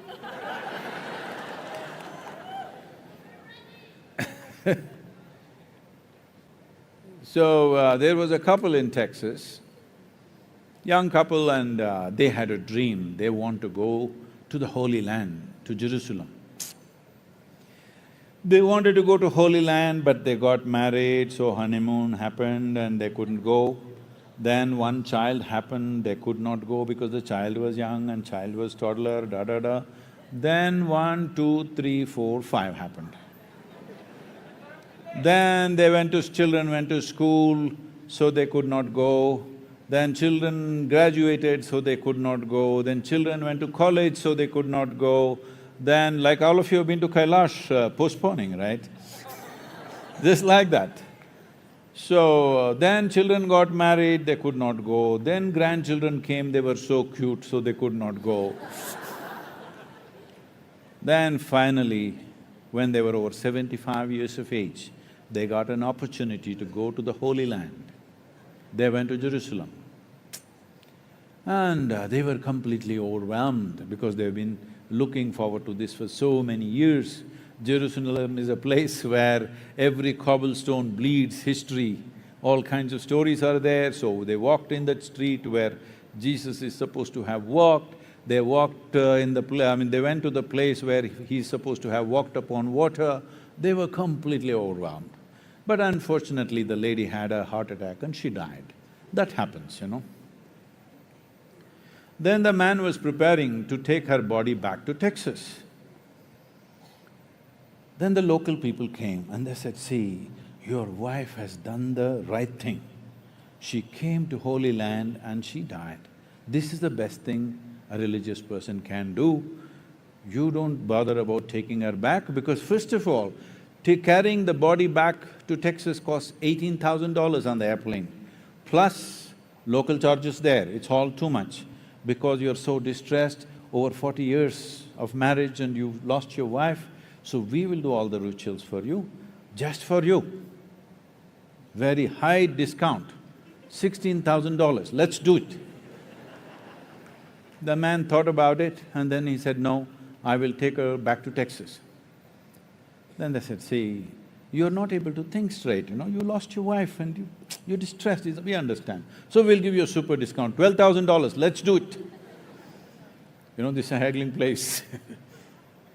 The man thought about it and he said, no, I will take her back to Texas. Then they said, why? See, oh, we can understand how distressed you are, you know.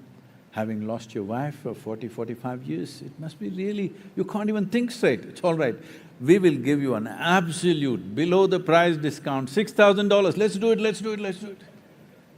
The man thought about it and he said, no, I will take her back to Texas. Then they threw up their hands and said, what is this about? We've given you all the discount that anybody can give you, why are you saying you'll take her back to Texas? So he said, in Texas, dead stay dead.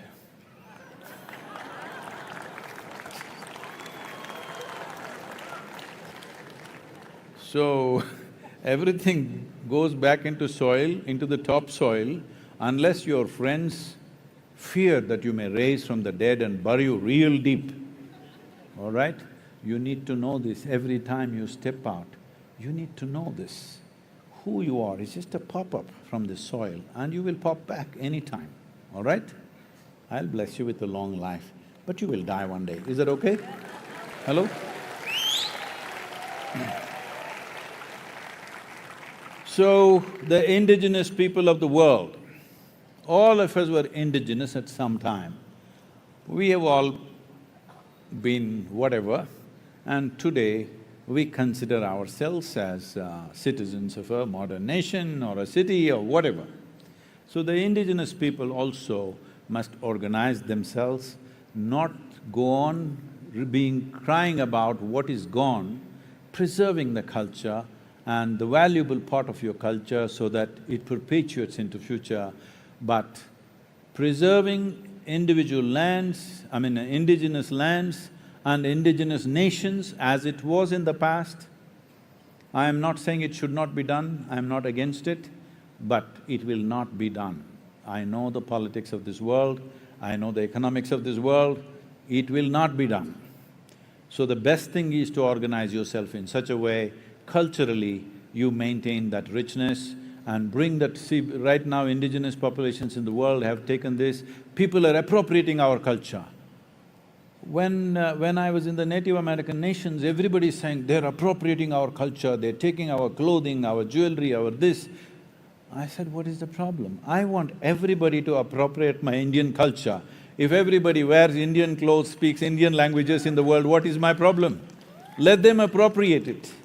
I'm saying you can either call it appropriation or you can call it that you have converted them to your culture, isn't it?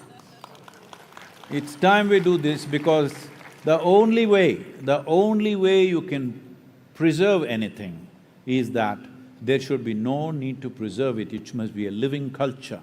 If you don't make it a living culture, preservation will naturally push you to archives, museums.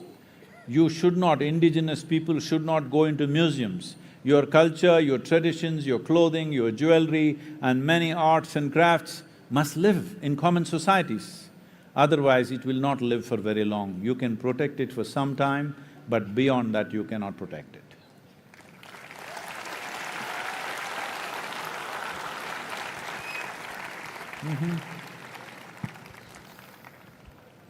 Namaskaram, Sadhguru. Namaskaram, Sadhguru. I'm Srijana from Nepal. You had spoken about…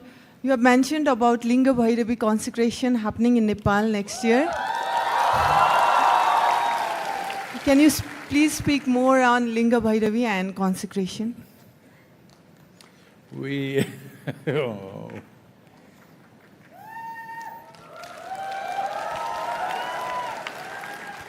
This is a vested interest question. Women want to become goddesses, what to do? Not just in their homes, in the very nation they want to become goddesses. That'll be wonderful. Well, you must understand this, across the world, without exception, every culture had the culture of divine feminine worship, every culture.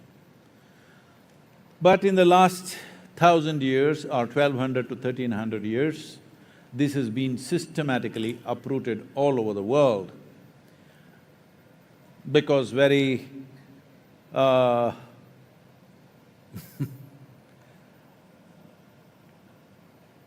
you know I'm not against the men, I'm a man, all right? So, very masculine, powerful, conquering kind of religions where divine feminine was a problem and they uprooted everything. Anywhere you go to Arabia, you go to Europe, you go to Eastern Europe, Central Asia, Africa, South America, North America, everywhere there are ancient figurines of divine feminine in their own forms.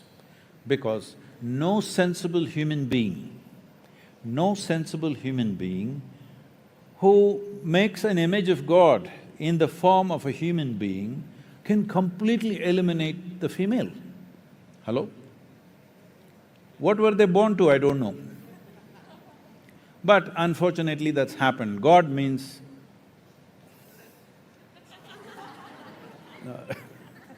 okay, there's a man up there.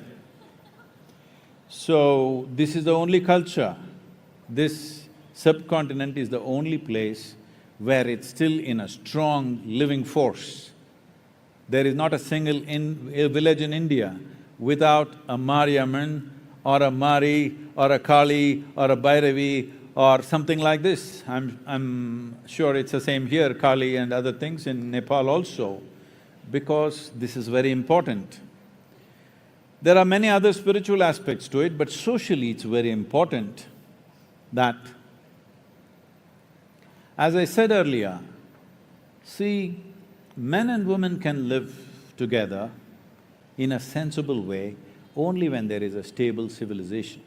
When there is a war, when there is strife, when there is violence, women will sink because that is the nature of their biology.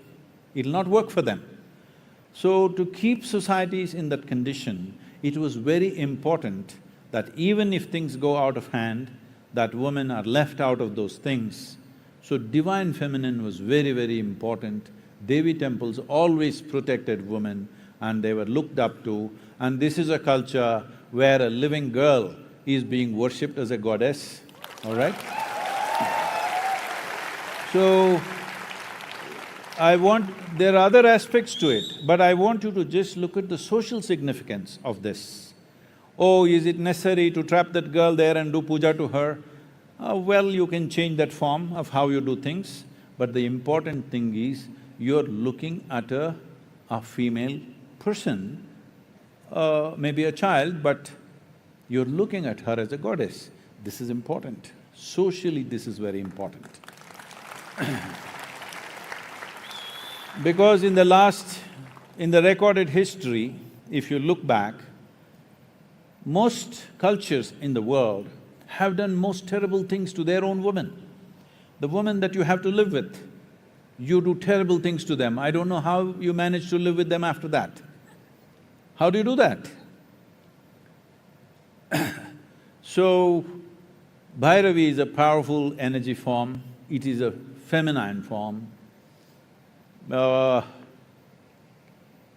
What these deities mean is, maybe I don't know if still these words exist in Nepal, but in southern India, even today we refer to our deities as yantras. The word yantra literally means a machine or a device. So this is the only culture which is conscious that we made our gods.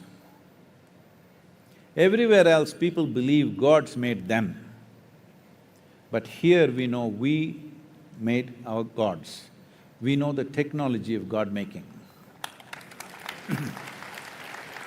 What technology of God-making means is, when I refer to Devi or Dhyanalinga as a tool, many of our own people get very offended, Sadhguru, Devi is everything for us, you can't call Devi as a tool. I said, we'll do one thing, you come to the yoga center, I'll give you a plumbing job, maintenance, plumbing maintenance in the yoga center, but no tools, with your hands. You do plumbing, your skin will go away in the very first day. And then you can use your teeth, they will all go.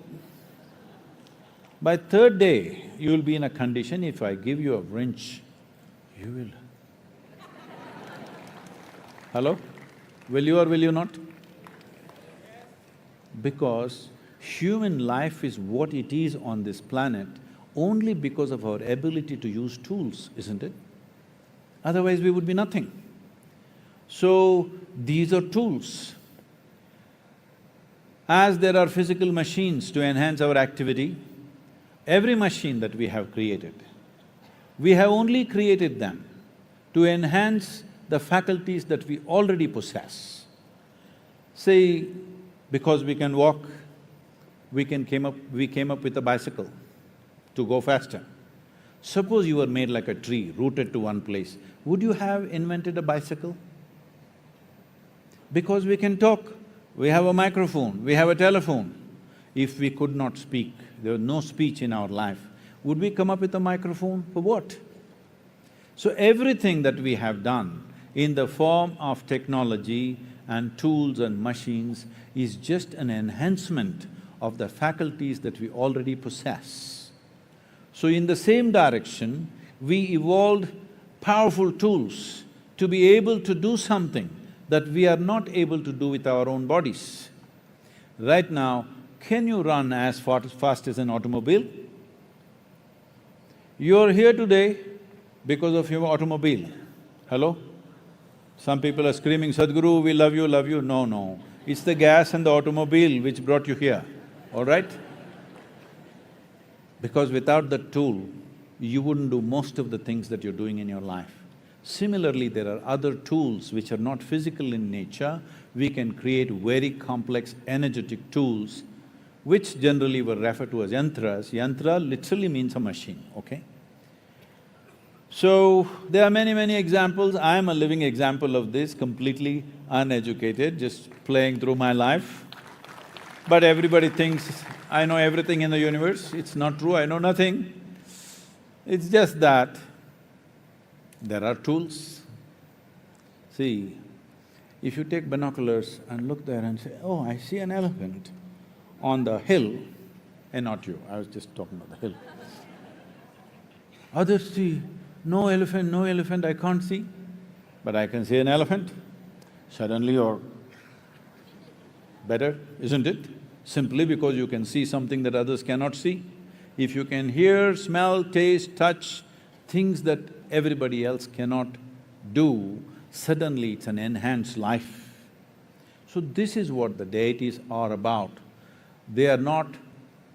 This is a culture, this is a godless culture, this is a very dangerous thing to tell you, but I want you to understand this is a godless culture. All the people that you worship are people who one time walked this geography.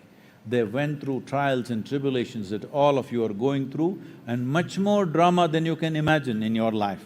But no matter what drama happened, they remained above it. The freedom that they exhibited from all the drama that's happening around them, for that we bow down, because the only value we had in this culture is mukti or moksha, which means liberation and freedom. Freedom is the highest value. We are not planning to go to heaven, we want to become free from heaven also. Hello? That is the basis of this culture. So, Linga Bhairavi is a powerful feminine form that many who have been touched by her will vouch, oh, Sadhguru is nothing, Bhairavi is everything. So, I'm glad it's like that, because if you create something which is larger than yourself, that is the best thing you can do. And because these are… See, a human being can't just fly off like this. Somebody builds an airplane, suddenly you think now to buy a ticket and go, you're not understanding the whole thing. You don't know what it takes to make an aluminum can to fly. Hello? It's just an aluminum can. But it flies and takes you from nation to nation all over the world. So that's not a small thing. Only because that device is built, suddenly such a thing is possible, isn't it? Similarly this, but there have been many examples who have touched profound layers of knowing, profound sense of knowledge, profound and incredible capabilities in their life, simply because they found an energetic tool like this. One great example that everybody knows about today is Ramanujam. You heard of Ramanujam the Mathematician? So, he comes from Tamil Nadu and just barely educated, and he became famous because he went to England. You have to get endorsement from there, otherwise they would have burnt his books probably. So he sat down and started pouring out mathematics, simply. Math started pouring out of him. Even he could not explain some of the things, but nobody could find fault with it because it was all progressing the way it should. What he created in 1910, that is a little over a century ago, the formulas that he wrote, today they are saying they are describing the structure of the black holes, they're defining the black holes. The way science progresses normally is first a concept, then a theory, then a law, then mathematics. But here, in 1910, there was no concept of a black hole, but he created mathematics for a black hole. Still there is a lot, books and books of Ramanujam's mathematics that nobody has figured out what it is trying to say. When they asked him, he suffered from tuberculosis when he was in London because of the horrible treatment that he got there, and he was sitting literally on his deathbed and simply pouring out mathematics. They asked him, where does this come from? From where are you writing all this? He said, my Devi bleeds mathematics.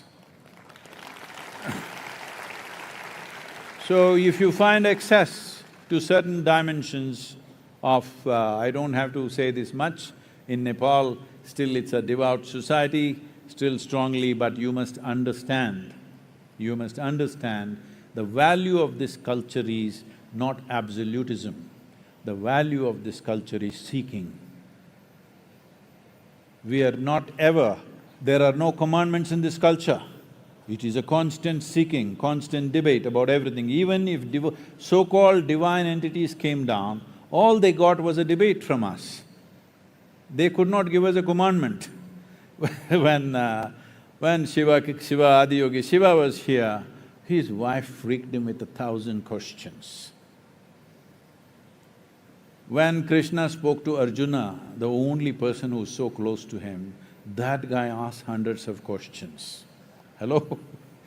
So in this culture, there are no commandments because there is no absolutism. There is no such thing as this. Okay, this is a man, this is a woman, that is a god, this is a devil, there is no such thing. You can grow into your divine nature. That is what this culture is about.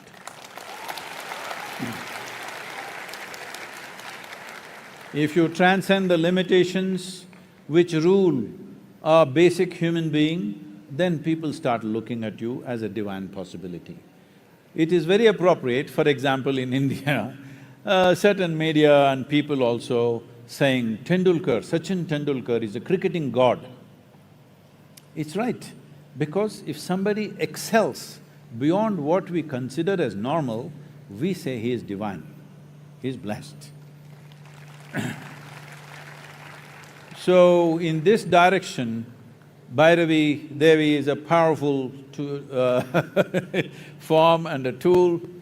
We would like you to make use of this. I think 7th of March is the date fixed for consecration. Because the temple premises was a wonderful lady here. It was her home, she gave away her home for Devi, and temple is going to come there. Because the temple premises is small, we will have another Devi celebration somewhere else for a larger group of people, because too many people won't fit in there. Somewhere around the same day, maybe 7th or 8th or whatever, we'll fix the dates. So please make use of it. I want you to approach the divine as… I want you to approach the divine as not something that descended from heaven, but as a ladder that you can climb up to.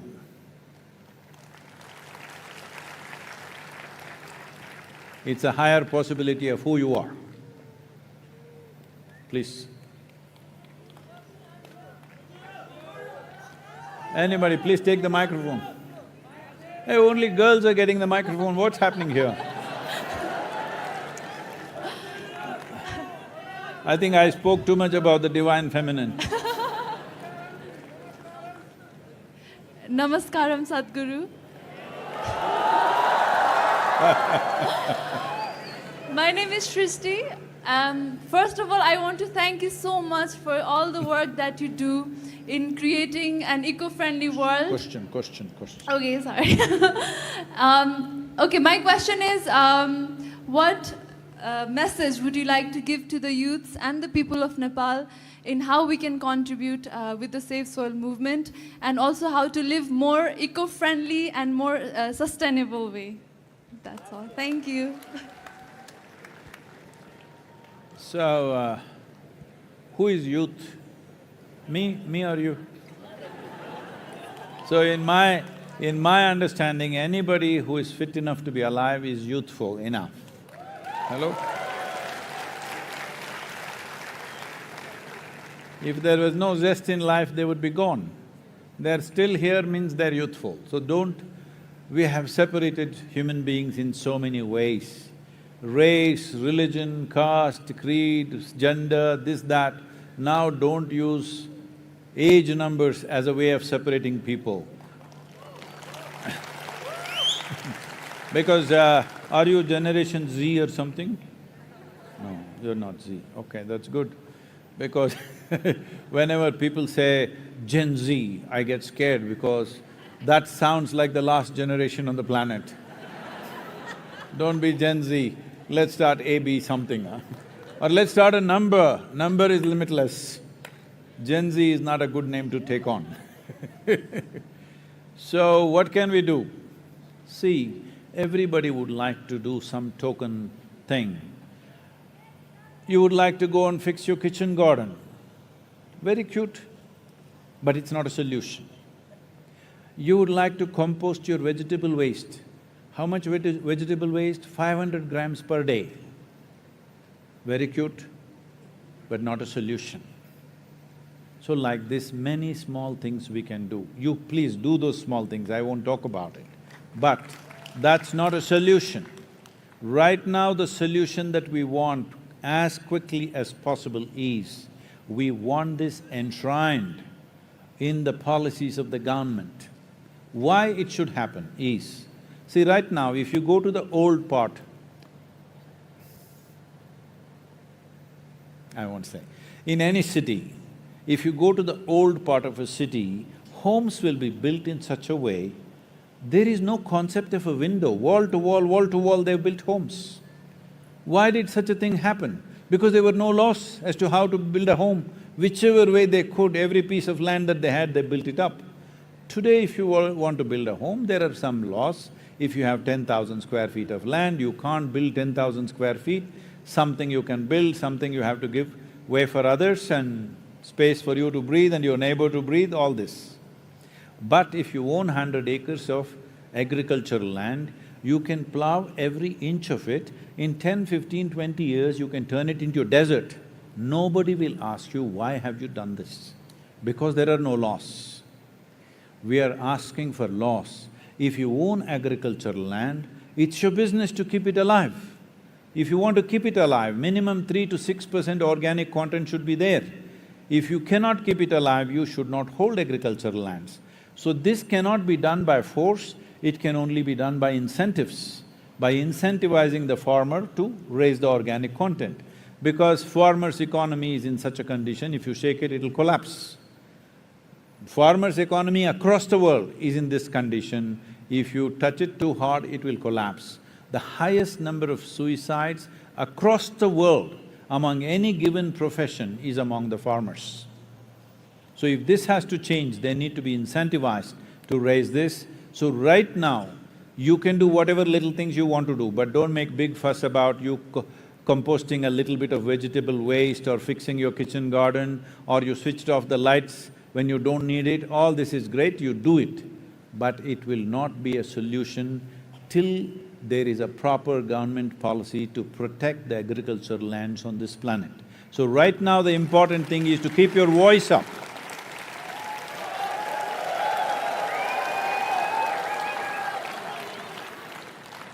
I think we should close. I see all of you getting sleepy. Just one more question, we'll stop, okay? Get the boys to ask a question, gender parity. Namaskaram. Namaskaram, Sadhguru. Who is that? Namaskaram. It's me here. Yeah, please. First of all, it's my pleasure to be here. I'm very happy. My question is, sort of nervously a bit, sorry about that. So, girls, take the microphone. No. My question is, I mean, I'm a happy man in my life. I'm doing fine. But I want to know what it feels like being you because you're an enlightened master. And what's the way for us to get there? What's the way for us to get there? Is there any prescription that you could give us and we could try to, implement in our lives so that we can be like you? Within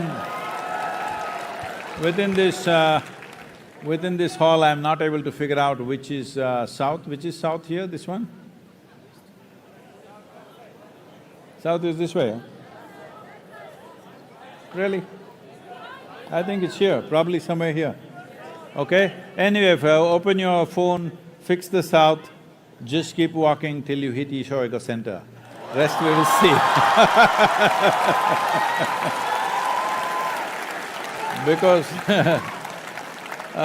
Because these are big things you're saying, you want to be enlightened, then we want to see how committed you are, first of all. Because you must understand this, nothing worthwhile in your life will ever come to you unless you have some relentless commitment towards it. Whether it is education, business, politics, spirituality, whatever, if you don't have a relentless sense of commitment to it, it's not going to happen. If you're thinking, I will do what is comfortable, you will be comfortable, but nothing significant will happen. If anything significant has to happen to your life, you must choose which way. Right now, because you said what you said, I'm saying south is the way for you that you must show that commitment, otherwise nothing will yield. When you show that commitment, this is not big problem. As I told you, the whole process is about human evolution. Will we allow it to nature's device to do it slowly, or will we take it into our hands and do it upon ourselves that will evolve quickly in this life? This is a choice that you have. You must exercise this choice, because once you're human, it's your privilege to do everything with yourself consciously. This is why Save Soil is also under the banner of Conscious Planet, because without conscious human beings, our very intelligence and capabilities have become a serious problem to the world. Right now, what human beings are suffering is just their own intelligence. If you take away half their brain, everybody will sit peacefully. Yes, what are they suffering? They call it stress, anxiety, this one, that one. It seems there are 72 different varieties of psychological ailments. I was talking to some top psychiatrists from United Kingdom, and they said there are 72 varieties. I said, really, 72 ways of going mad? How's this? Then they were explaining what are they, and one of them really struck a chord with me. It seems one of the psychiatric problems is compulsive nose-picking. I don't think Nepalis can do very good job with nose-picking. You know, Indians have a little bigger thing to poke till a point where it's bleeding, they keep on picking, they can't stop it. So I'm saying, you can make anything into your problem in your life, or you can make everything a solution in your life. This is a choice that we have. So, whatever kind of suffering you're having, I want you to understand the basis of your suffering is you do not know how to hold your own intelligence. You're poking yourself all the time. If you had half the brain, if you had the brain of an earthworm, at least you would be eco-friendly. Now this big brain, we should be a solution for every life, but unfortunately we become a problem for every life, including our own. This is because your education systems are always talking about how to conquer the world. How to take charge of this one? There is nothing about it. There's simply nothing about it. If you don't take charge of your own faculties, if your own faculties start working against you, can you ever be well, I'm asking you? If your thought, your emotion… let's look at it this way. Let's say suddenly these two fingers start poking your eyeballs. What to do? If you have a friend beside you, if you have somebody who cares for you, they will hold your hand and say, don't poke your eyeballs. But if it becomes uncontrollable, they will tie it with a rope to the chair in which you're sitting.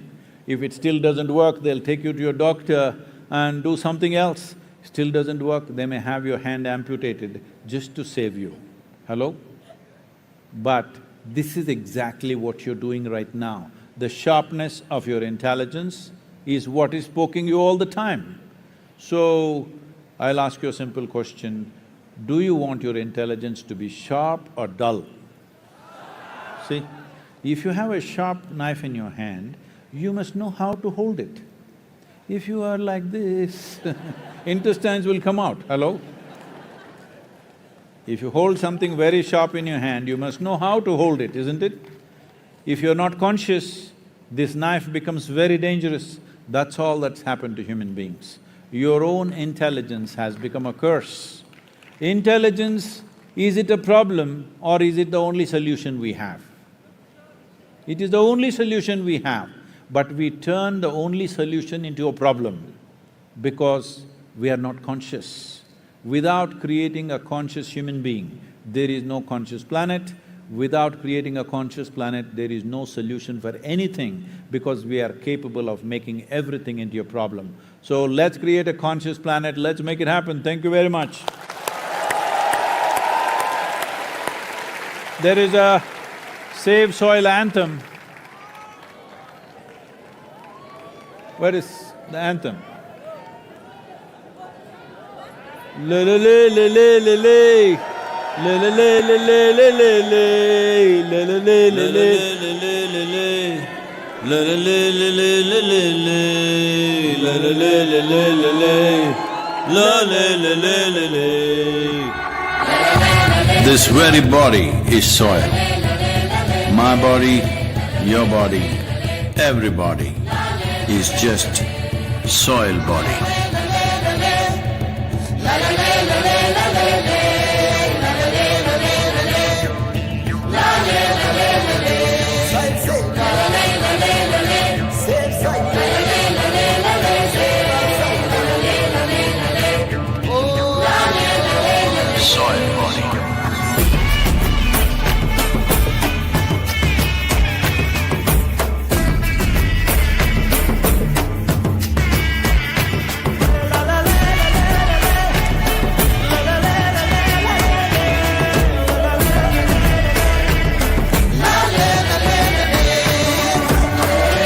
The magic of soil is it turns death into life.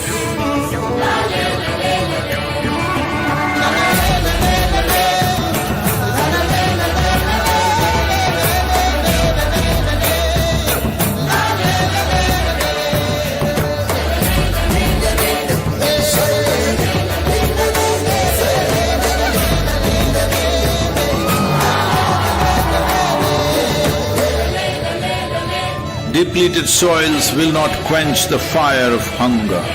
Unquenched hunger can burn the very world. This is a generational responsibility. Save soil. Let's make it happen.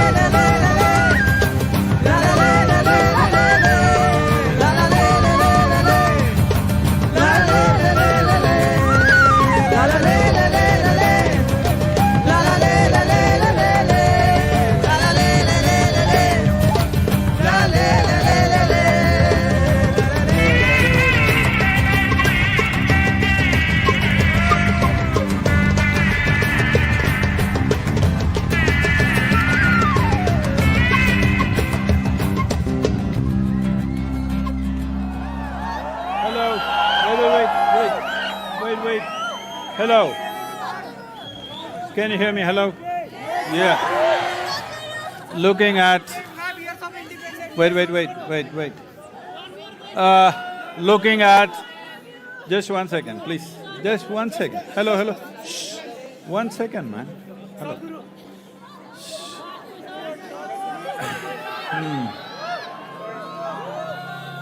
Hello, can you hear me? Looking at the amount of youth energy that Nepal has,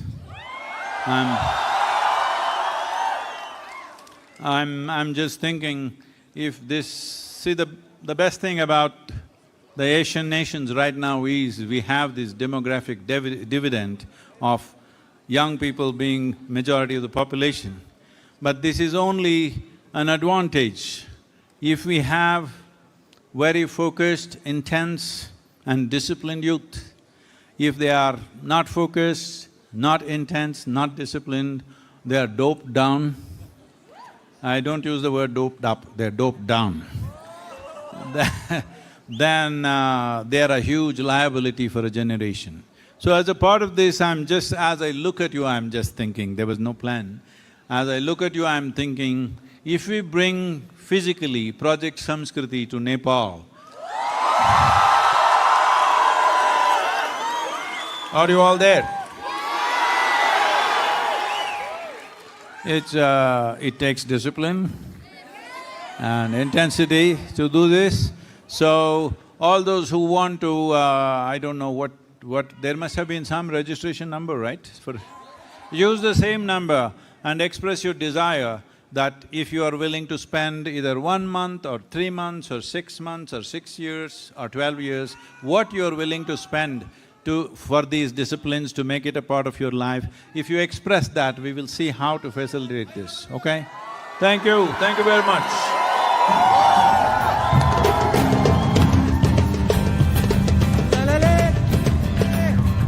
La la la la la.